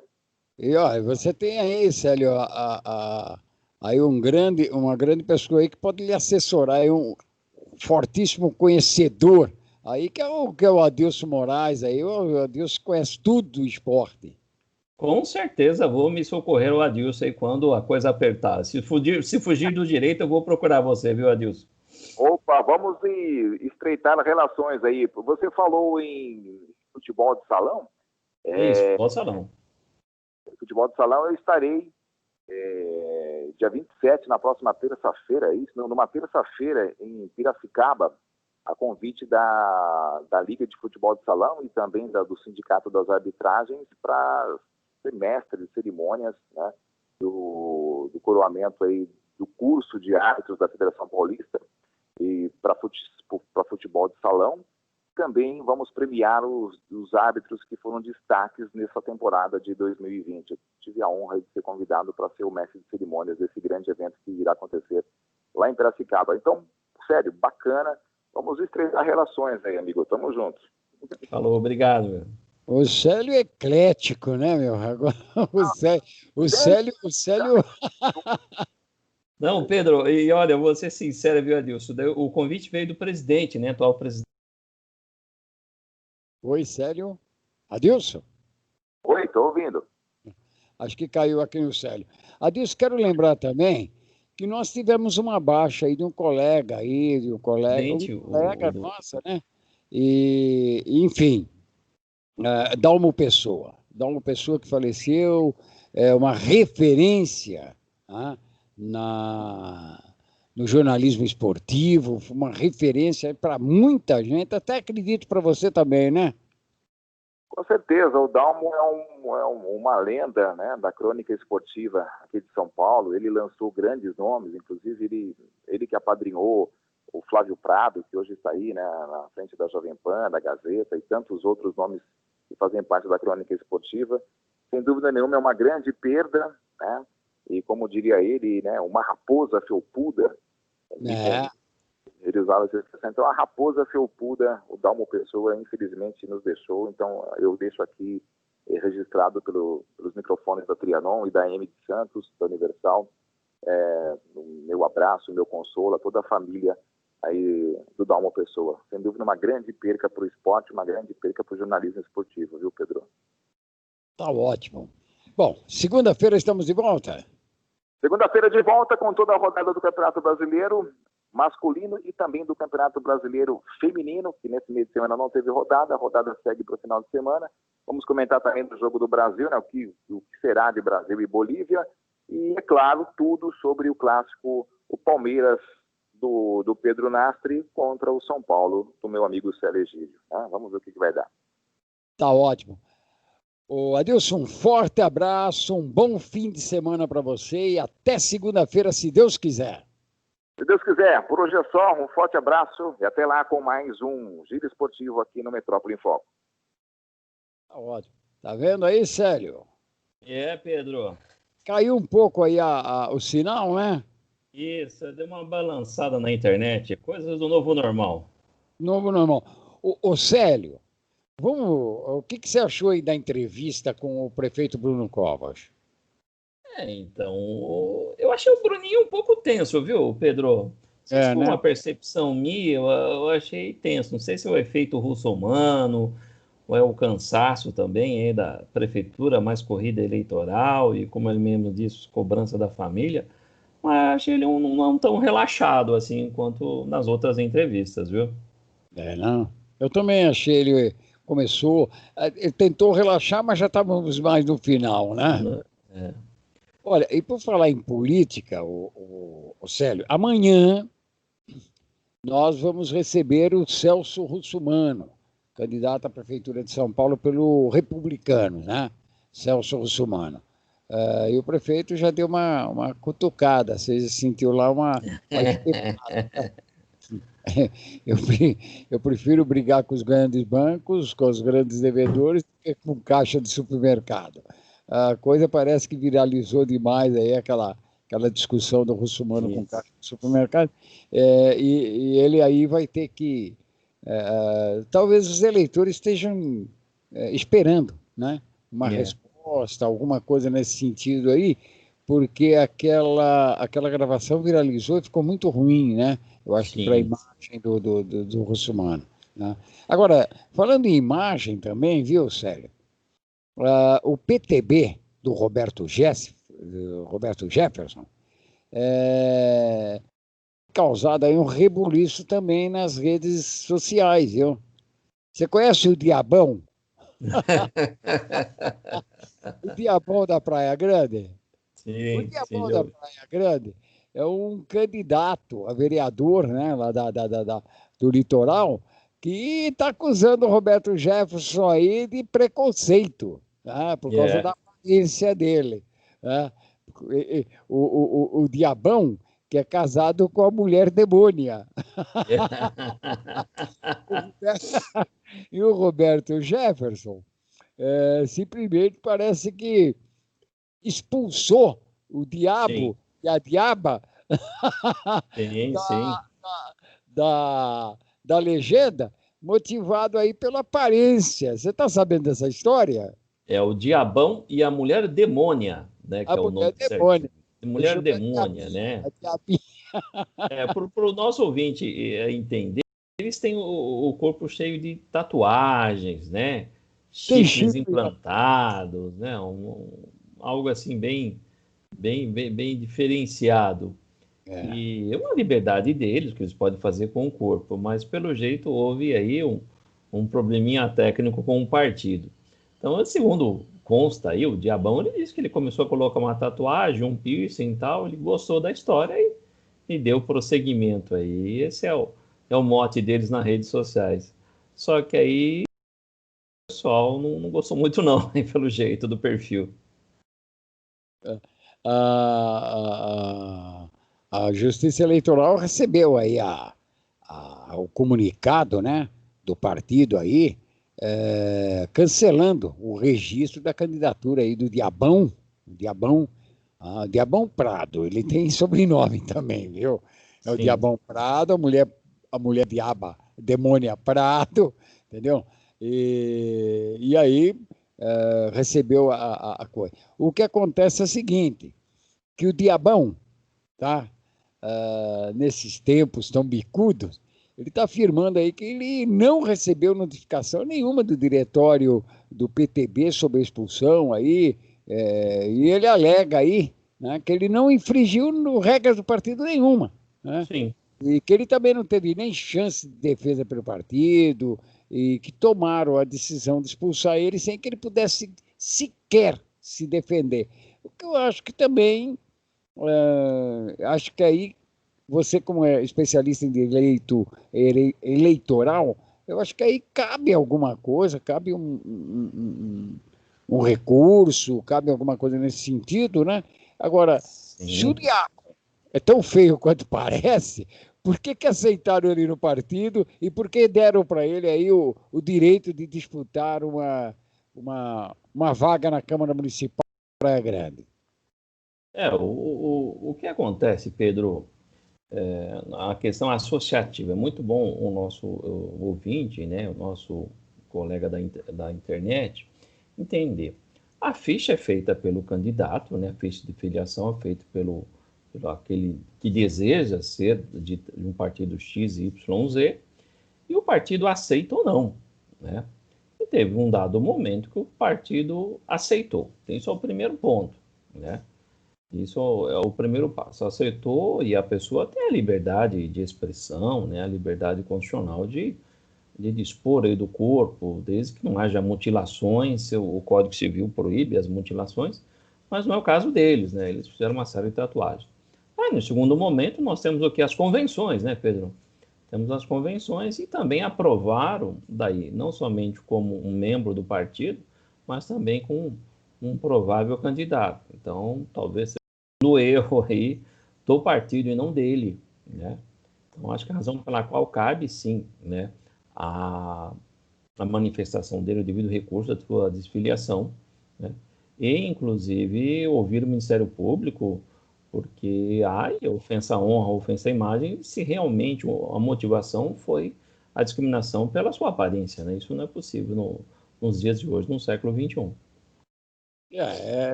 Embora cause espanto, né? Tem muita gente que fica espantada com o nome também, né? O nome que vai figurar na urna eletrônica, Diabão, né? Tem muita gente aí que é contrária, né?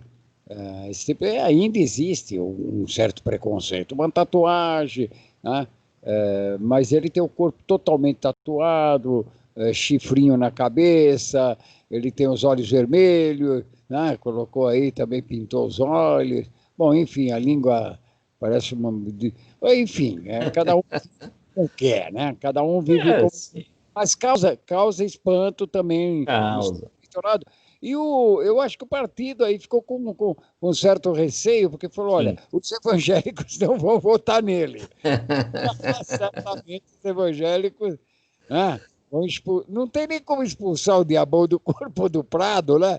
O negócio era expulsar o Prado de vez, né? Então, acho que, como eu falei, Pedro, o partido ele tem que ter um pouquinho aí, o presidente do partido, o comitê municipal, principalmente, o presidente do comitê municipal, ele tem que fazer uma seleção de acordo com a linha do partido, né? Não é a nossa linha, o seu modo de pensar, etc. Então, um partido onde, digamos, de direita, tenha lá um candidato que seja de esquerda, né, mais socialista. Um partido de esquerda tem uma pessoa conservadora. Então, um partido que queira pregar aí um certo conservadorismo, por exemplo, ele vai ser refratário com o pessoal que tem aí uma conduta bem mais, digamos, de liberdade de expressão do próprio corpo. Então, acho que o erro começa lá no comitê municipal, né, que ele viu uma oportunidade, porque essa pessoa deve ser bastante popular em rede social, etc., né, Instagram, né, e esqueceu da linhagem do partido. Então, acho que o começo está lá, cabe aí, né, o Michel Prado, né, e a Carol Prado, né, os nomes dele mesmo, né, os nomes oficiais, vamos dizer assim, e buscarem, com certeza, o judiciário até bobeou uma indenização, porque se for esse o motivo, né, então, né, literalmente, nós teremos aí possibilidade de uma boa reparação. Ok. Ô Célio, bom, parece que a família Prado, né, vai infernizar a vida do PTB. Literalmente infernizar a vida do PTB. Roberto Jefferson, que se não alinha muito com os demônios. Olha que o Roberto Jefferson já passou por infernos e infernos na vida dele, né? Mas acho que esse daqui, ele não esperava que o diabão viesse buscar ele. Tirando aí a parte séria da coisa, né? O diabo está perseguindo o Roberto Jefferson. Ele está numa situação complicada, né? E ele viveu no inferno aí, o Roberto Jefferson, que viveu a vida dele, a vida política dele aí, teve uma reviravolta, ele foi do céu para o inferno, assim, em pouco o tempo. E agora ele dá de cara com o chefe, né? Ele dá de cara acho que ele... Mas talvez seja alguma coisa meio que particular. Ele falou, deixa eu fugir porque o homem voltou. É complicado, né? Bom, levantando a brincadeira, isso aí nós estamos levantando a brincadeira, mas é lógico, o Michel e a Carol, eles estão passando aí por um momento de um certo constrangimento, lançar uma candidatura e depois se ver aí tolhido de participar do pleito eleitoral, que se ele cumpriu todas as exigências da justiça eleitoral, né, ele se vê tolhido nesse momento e não tem mais o que fazer, né? Ou ele participa pelo PTB ou ele não participa. A justiça eleitoral não vai abrir um precedente para ele se filiar a um outro partido para sair candidato. Então, aí morreu talvez o sonho, né? O sonho do cidadão Michel e da cidadã Carol de tentar lutar aí por aquilo que eles acreditam, né? Sim. Bom, e por falar nisso, nós abrimos aqui, nós somos democráticos, né? Abrimos espaço para todo mundo, do Bruno Covas, do Celso Russomano, que é quem está ali, né? Esses dois candidatos que estão no topo da pesquisa, até para candidatos que estão abaixo, né? Que tem 1%, 2% de intenção de votos. Mas é bom lembrar também que o candidato a prefeito aqui na cidade de São Paulo e pelo PSB, o Márcio França, ele ofereceu aí ceder parte do tempo de propaganda eleitoral gratuita na TV para quatro concorrentes aí que não possuem tempo nenhum, né? E ele colocou essa intenção aí, ele postou aí nas redes sociais. Então, o Márcio França aí lidera aquela coligação Aqui Tem Palavra, né? Que é formada pelo PDT, PSB, pelo Avante, Solidariedade. Ele tem 1 minuto e 36 segundos de TV. Começa a partir de amanhã. E esse tempo eleitoral na TV, na rádio e TV, vai até o dia 12 de novembro. Por conta da cláusula de barreira, né, que começou lá em 2019, a Marina Elu, da Rede, o Antônio Carlos, do PCO, o Levi Fidelis, do PRTB, e a Vera Lúcia, do PSTU, né, recebemos todos eles aqui, só não recebemos ainda o Antônio Carlos, porque a assessoria dele não conseguimos ainda contato, mas vamos abrir o espaço para ele também. Tá? Mas de acordo aí com essa cláusula de barreira, nenhum desses partidos aí tem tempo disponível na TV. Tá? E com base aí numa cláusula criada em 2017 aí pela reforma política, a lei exige no mínimo 2% dos votos válidos, né, e 9 deputados federais eleitos pelos partidos aí na Câmara Municipal, dos deputados, em pelo menos 1/3 dos estados aí para poder ter esse horário eleitoral gratuito.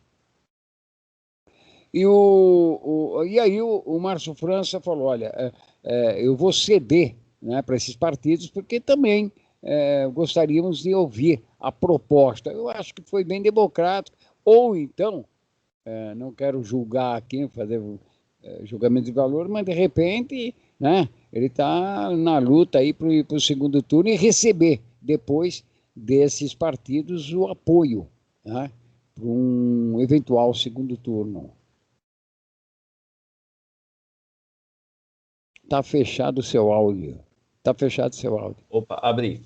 O Márcio França, eu acho que ele fez um gesto, logicamente, no primeiro momento, extremamente democrático, até atende o que o próprio direito eleitoral quer, né, trazer o máximo de isonomia entre os participantes.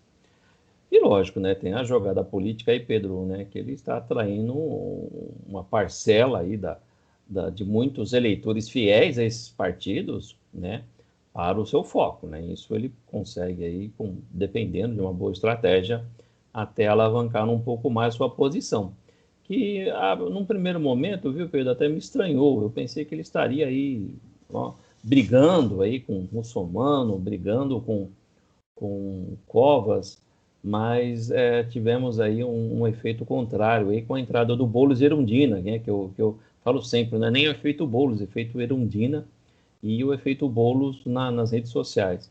Mas acho que o Márcio França está buscando, né? Está buscando de alguma forma aí trazer para ele aí um público, né? E, inclusive, independente de seja do esquerda ou direita, ele está trazendo para ele um gesto muito nobre dessa parte, né?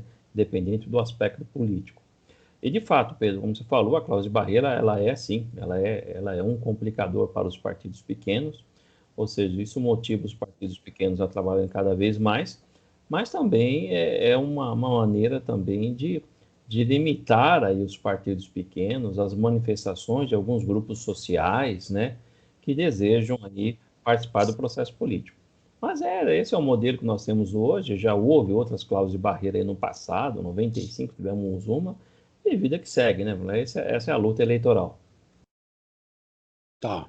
O Célio, também tem chegou aqui para nós aqui agora falando, e dentro desse escopo aí de campanha eleitoral, que concorrendo aí, que foi concedida pelo TSE, né, e sem apoio aí de parte dos 34 candidatos a vereadores do seu partido, o Felipe Sabará, do Novo, né, ele retornou os compromissos de campanha aí para a Prefeitura de São Paulo, isso desde ontem aí, né, com, vamos dizer assim, um furo na agenda.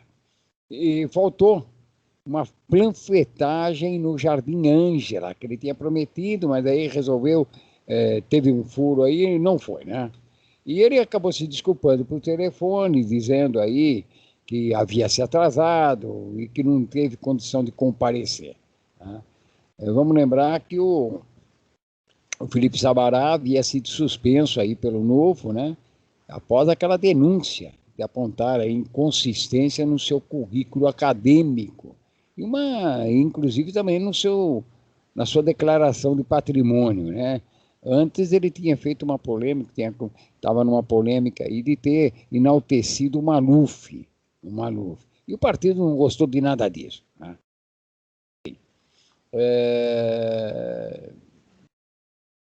Como é que... Eu estou vendo aí que parece que o partido ele não está muito contente. Os 34 candidatos a vereadores do Novo também não está muito contente aí com a forma do Felipe Sabará se colocar aí diante da campanha, levando o nome de um partido que também é novo, né? Não só no nome, mas novo na sua composição, né? Na sua fundação, mas parece que o pessoal não está muito contente, não. O partido mal nasceu e já vem aí dentro de uma série de polêmicas, né? Pedro, o Partido Novo era até, né, nas eleições aí para as presidenciais, né? Ele se apresentava com um diferencial, né? Um diferencial de direita, um diferencial de probidade, não vou usar recurso público, né? Haverá uma seleção, né? Um processo seletivo, entrevista, ou seja, ele mudou aí, pelo menos apresentava-se aí como uma mudança na política nacional. Aí esse episódio aí triste nas eleições municipais aí da capital trouxe aí esse problema de sonegação de informações por parte de um candidato de peso, que seria o candidato à Prefeitura de São Paulo. Então, com certeza, aí, desgastou um pouco, né? Desgastou um pouco o Partido Novo, isso é fato. Tem condições, logicamente, com o passar do tempo, de tirar aí essa rusga aí, né? Mas que desgastou um pouco pela sua proposta, né? Então, tem que tomar muito cuidado com a questão daquela proposta, né? Eu vou lutar e ser totalmente diferente, né? E nós temos nossas falhas, nossas mazelas, e é possível, né, acontecer um vacilo como aconteceu com aí o candidato à prefeitura da cidade. Mas o Partido Novo, nesse momento, com certeza, ele sai um pouquinho manchado, né? O laranja lá não está tão laranja, né? Deu uma desgastada, está um pouquinho embolorado, infelizmente. Bom, Zé, vamos entrar rapidinho no pequeno intervalo, voltamos logo em seguida. Lembrando que o Metrópole em Foco tem o oferecimento Sicredi, a primeira instituição financeira cooperativa do Brasil. Sabe aquela história que a gente tem tudo sob controle na vida? Na vida financeira, às vezes, não é bem assim. Mas presta atenção nessa dica, que vai fazer diferença no seu bolso. Esse momento cheio de imprevistos não tá fácil. Antes de tudo, temos que manter a calma e seguir as orientações de cuidado com a nossa saúde e de quem a gente ama. Mas isso tudo também faz a gente refletir sobre a importância de ter uma reserva financeira. Agora é hora de priorizar gastos e iniciar ou aumentar essa reserva. E para isso, a poupança do Sicredi é perfeita. Ela não perde valor, a aplicação e o saque são fáceis e rápidos e a gente não paga taxas e nem impostos. Então não pense duas vezes. Se você puder, separe sempre um valor para depositar na poupança do Sicredi. Você pode fazer isso pelo aplicativo ou internet banking, tá? Vai por mim. Poupe no Sicredi.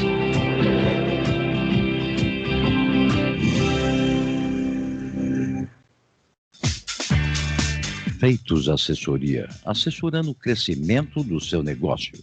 Assessoria contábil e fiscal. Assessoria em administração de pessoal. Legalização de empresa, declarações de imposto de renda, pessoa física e jurídica, licenças CETESB, bombeiros e prefeitura. Entre em contato conosco. Telefone 4705-5107. WhatsApp 99538-8523. 95297-6359. Ou pelo e-mail contato@feitosassessoria.com.br. Avenida das Conchas, 678, Cidade de São Pedro, Santana do Parnaíba. Se você tem dúvidas ou quer receber orientações sem compromisso, consulte a Feitos Assessoria. Ouça todas as quintas-feiras a partir das 15 horas. Duas na Tri, um programa a serviço da educação. Apresentação de Silvia Vinhas e Malu Mota. Uma parceria da Rádio Trianon, Unip Objetivo. Martins Araújo. Rompendo fronteiras. Alô, amigos da Trianon, gente e luz brasileira. Agora, eu, Martins Araújo e Adriana Campaúva estaremos apresentando Portugal Dentro de Nós às quintas-feiras, das 21 às 22 horas, aqui na Rádio Trianon e Universal de Santos, AM 810. Contamos com a audiência de todos vós neste programa de variedades.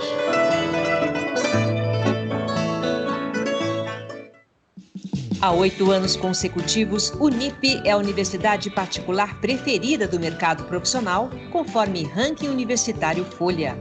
Isenção na matrícula e 50% de desconto de agosto a dezembro para você começar a estudar ainda neste semestre com aula online ao vivo. E mensalidades a partir de R$ 199. Confira o regulamento no site e faça o vestibular online gratuito. Unip, qualidade comprovada. Rádio Trianon AM 740. Informação, prestação de serviço, utilidade pública. Só podia ser aqui, na Rádio Trianon de São Paulo e Universal de Santos. Trianon.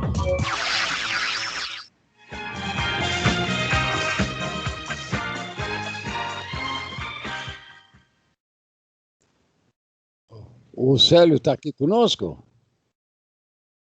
Opa, estamos aqui.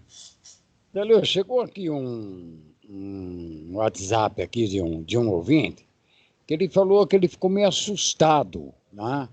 Que ele falou que ele ouviu ontem, né? Que o aluno matriculado aí na rede pública estadual aí de ensino, esse aluno que deixar de entregar as atividades escolares esse ano, ele poderá ser reprovado, né? Poderá ser reprovado, isso aí segundo o secretário estadual de Educação, o Rocieli Soares. Segundo o Rocieli, tá, nenhum aluno será reprovado por desempenho, mas a reprovação poderá ocorrer para os alunos que não entregarem quaisquer atividades neste ano. E o problema é que não há a volta às aulas ainda não está acontecendo na modalidade presencial. Muitos alunos não têm acesso à internet, muitos deles não sabem nem o que é para entregar e estão correndo o risco, né, por conta da pandemia. E esse ouvinte diz o seguinte, que o filho dele estuda na rede pública, né, numa escola estadual, e o filho dele ficou agora aí todo preocupado, porque ele pode perder o ano por não entregar o material de pesquisa, isso aqui, e ele não teve nem como ter acesso a esse tipo de informação e o que é que ele tem que fazer. Como é que você, na área do direito, né, analisa isso aí? Será que pega isso? Daqui a pouco nós vamos judicializar a educação também, né? Apesar que ela já é bem judicializada, né? Pedro, isso eu estava até comentando num grupo de professores ontem, né? A respeito da judicialização aí do ensino brasileiro. Primeiro, com a publicação do Conselho Nacional de Educação, aí permitindo as aulas remotas aí para o ensino médio e ensino superior, inclusive para o exercício 2021. Né? Então, temos situação. E a indicação do Conselho também para que os alunos não fossem reprovados, né, pelo aproveitamento. Mas o secretário estadual aí de Educação, aí, o Rocieli Soares, ele afirma que quem não entregar as atividades, né, que podem ser reprovados. Agora, qual é o problema maior? Eu acredito que os pais, né, com certeza os próprios alunos, querem participar desse processo. Mas como fazer uma atividade se você não tem nem internet, né, Pedro? Como você fazer uma atividade se você não consegue ter aí acesso às ferramentas? Infelizmente, o conselho que eu dou para o ouvinte é tentar buscar aí a delegacia de ensino, buscar aí um meio de conversar com a sua escola, né, com a diretora de sua escola, para ver como suprir essa necessidade. Ou seja, vocês vão disponibilizar algum ambiente com toda a sanitização dentro da escola para que o aluno consiga verificar quais são as atividades, porque temos uma lacuna aí. Eu até concordo que a aprovação não se deve reprovar, né, ou seja, aprovar todos os alunos em virtude da própria situação pandêmica que estamos vivendo.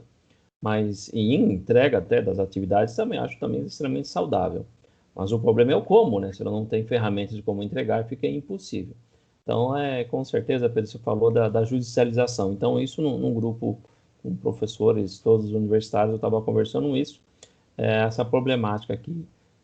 Podemos ter aí uma grande judicialização, tanto da conduta do Estado, como de escolas particulares, aí no pós-pandemia, porque muita gente não está seguindo a situação a sério. Esse é um entrave. É bom entregar as atividades, que é saudável, mostrar que o aluno, pelo menos, se esforçou aí diante de tanto obstáculo que a criança está passando.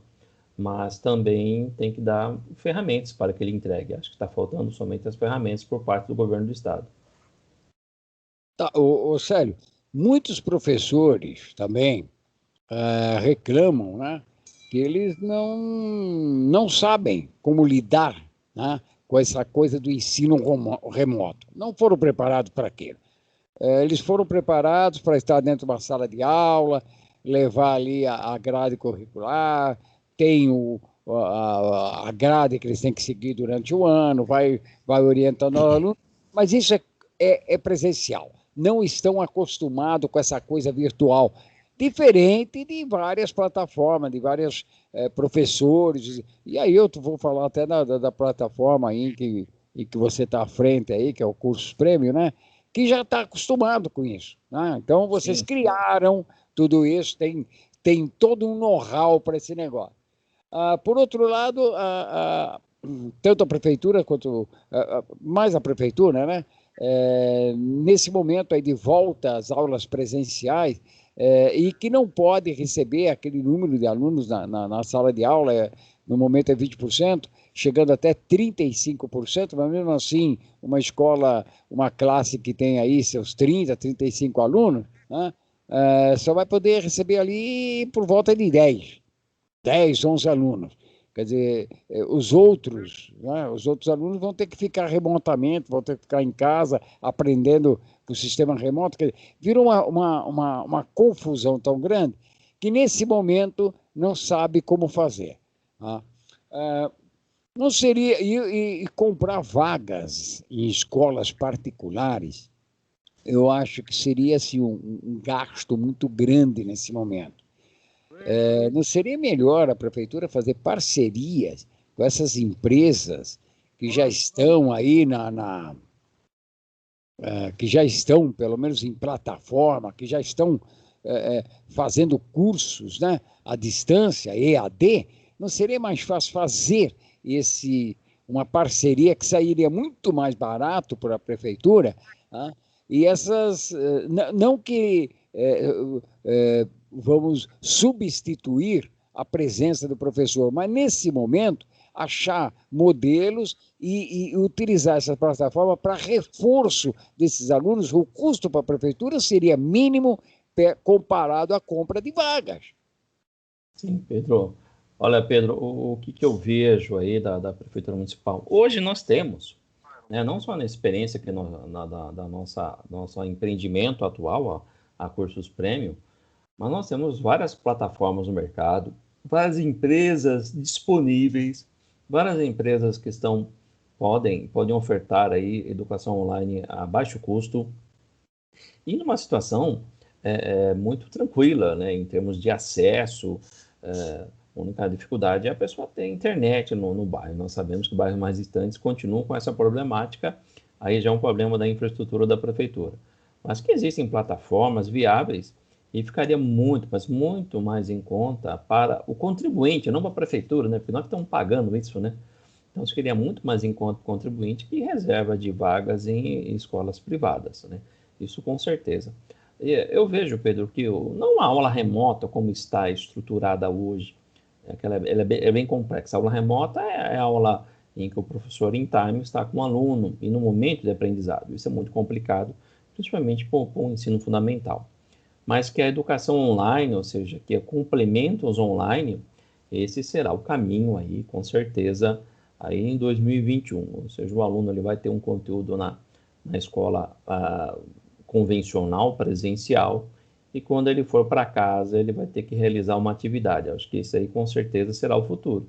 E nessa, a prefeitura, ao invés de criar um grande sistema interno, ela poderia passar para as empresas realizarem, que com certeza tem muita gente competente querendo, e isso é bom, gera emprego, gera renda, gera arrecadação e faz a economia girar novamente. Bom, segundo o secretário Rossielli, ano que vem, 2001, vai ser 8 em 1. Tá? Ele vai conseguir colocar 8 bimestres, tá? No ano de 2021. Porque ele vai colocar os 4 bimestres de 2020, os 4 bimestres de 2021, vai juntar todos eles para unificar, tá, o aprendizado de quem deixou, né, por conta da pandemia, todo esse ano letivo jogado fora. Ele vai conseguir colocar 8 bimestres no ano que vem. De que forma vai fazer? Se os alunos não têm estímulo nem para o estudo, não tem material, não tem uma série de coisas, é tão difícil aprender os 4 bimestres em um ano. O que será de 8 bimestres em um ano?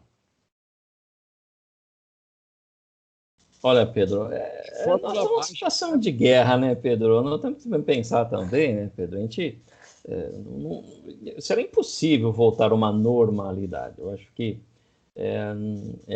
um ano, não gosto de falar isso, principalmente na condição de professor, ou para a população, ou para os nossos ouvintes, internautas. É um ano que, infelizmente, nós perdemos parcela. Não tem jeito, a gente tem que assumir isso, né? Olha o que nós estamos vivendo. Hoje seria um momento muito interessante, na sede da Rádio Trianon, lá na Avenida Paulista, perto da Gazeta, né? Aquele momento de confraternização, chegada do prefeito da cidade de São Paulo, a assessoria, todo aquele aquela aglomeração e depois a entrevista e finalização. Isso não ocorreu, né? Então isso não vai ocorrer em 2020, como infelizmente o ensino será extremamente prejudicado aí com o que está acontecendo. Vamos tentar, é uma tentativa. Eu vejo que nós estamos indo pela tentativa de erro e acerto aí, e vamos tentar a aula de final de semana, tentar buscar, mas 2020, infelizmente, é um ano. Ô, Célio, nós estamos chegando agora no finzinho do programa aqui. Quero agradecer a sua presença, a presença do Bruno Hoffmann, do Bruno Covas, né, que já deve estar aí, não eleitoral, mas tocando a prefeitura. Mas lembrando que amanhã nós estaremos aqui com o candidato a prefeito da cidade de São Paulo, candidato do Republicanos, o Celso Russomano. E aí nós fechamos a série de entrevistas da semana. Mas para a semana que vem nós temos outras entrevistas e já abrindo também alguns espaços, como foi feito convite aqui para alguns vices, candidatos a vice-prefeito, né? E que participe também aí, porque a gente gostaria de discutir um pouco mais essas propostas. Abrindo espaço, que ainda tem uma série de candidatos ainda para passar aqui, mas nós estamos só fazendo os convites, vamos receber aí, é lógico que eles vão procurar colocar dentro das suas agendas, mas ir tocando. Ô, Célio, amanhã está conosco, então? Tá desligado o vosso microfone. Opa, ligado. Amanhã estaremos juntos, com certeza. Vamos lá, vamos recordar. Vamos recordar a viver. Opa, com certeza. Tá ótimo, Célio. Então nós terminamos o Metrópole em Foco de hoje. Lembrando que esse programa teve o oferecimento Sicredi, a primeira instituição financeira cooperativa do Brasil. E não deixa aí de acompanhar amanhã a entrevista aí com o outro pré-candidato, que é esse que está lá no topo, né? E amanhã já começa o horário eleitoral gratuito. E amanhã nós temos, então, Celso Russomano, né? Republicano à Prefeitura da cidade de São Paulo. E assim nós acabamos o Metrópole de hoje. Você fica agora aí com o Boletim de Trânsito, logo em seguida o Boletim de Trânsito, e depois do Boletim de Trânsito, Lucas Neto, o melhor para a melhor idade. Até amanhã, se Deus quiser. E agora, a mais pedida pelos ouvintes, a número 1 das paradas. Afinal, quem não...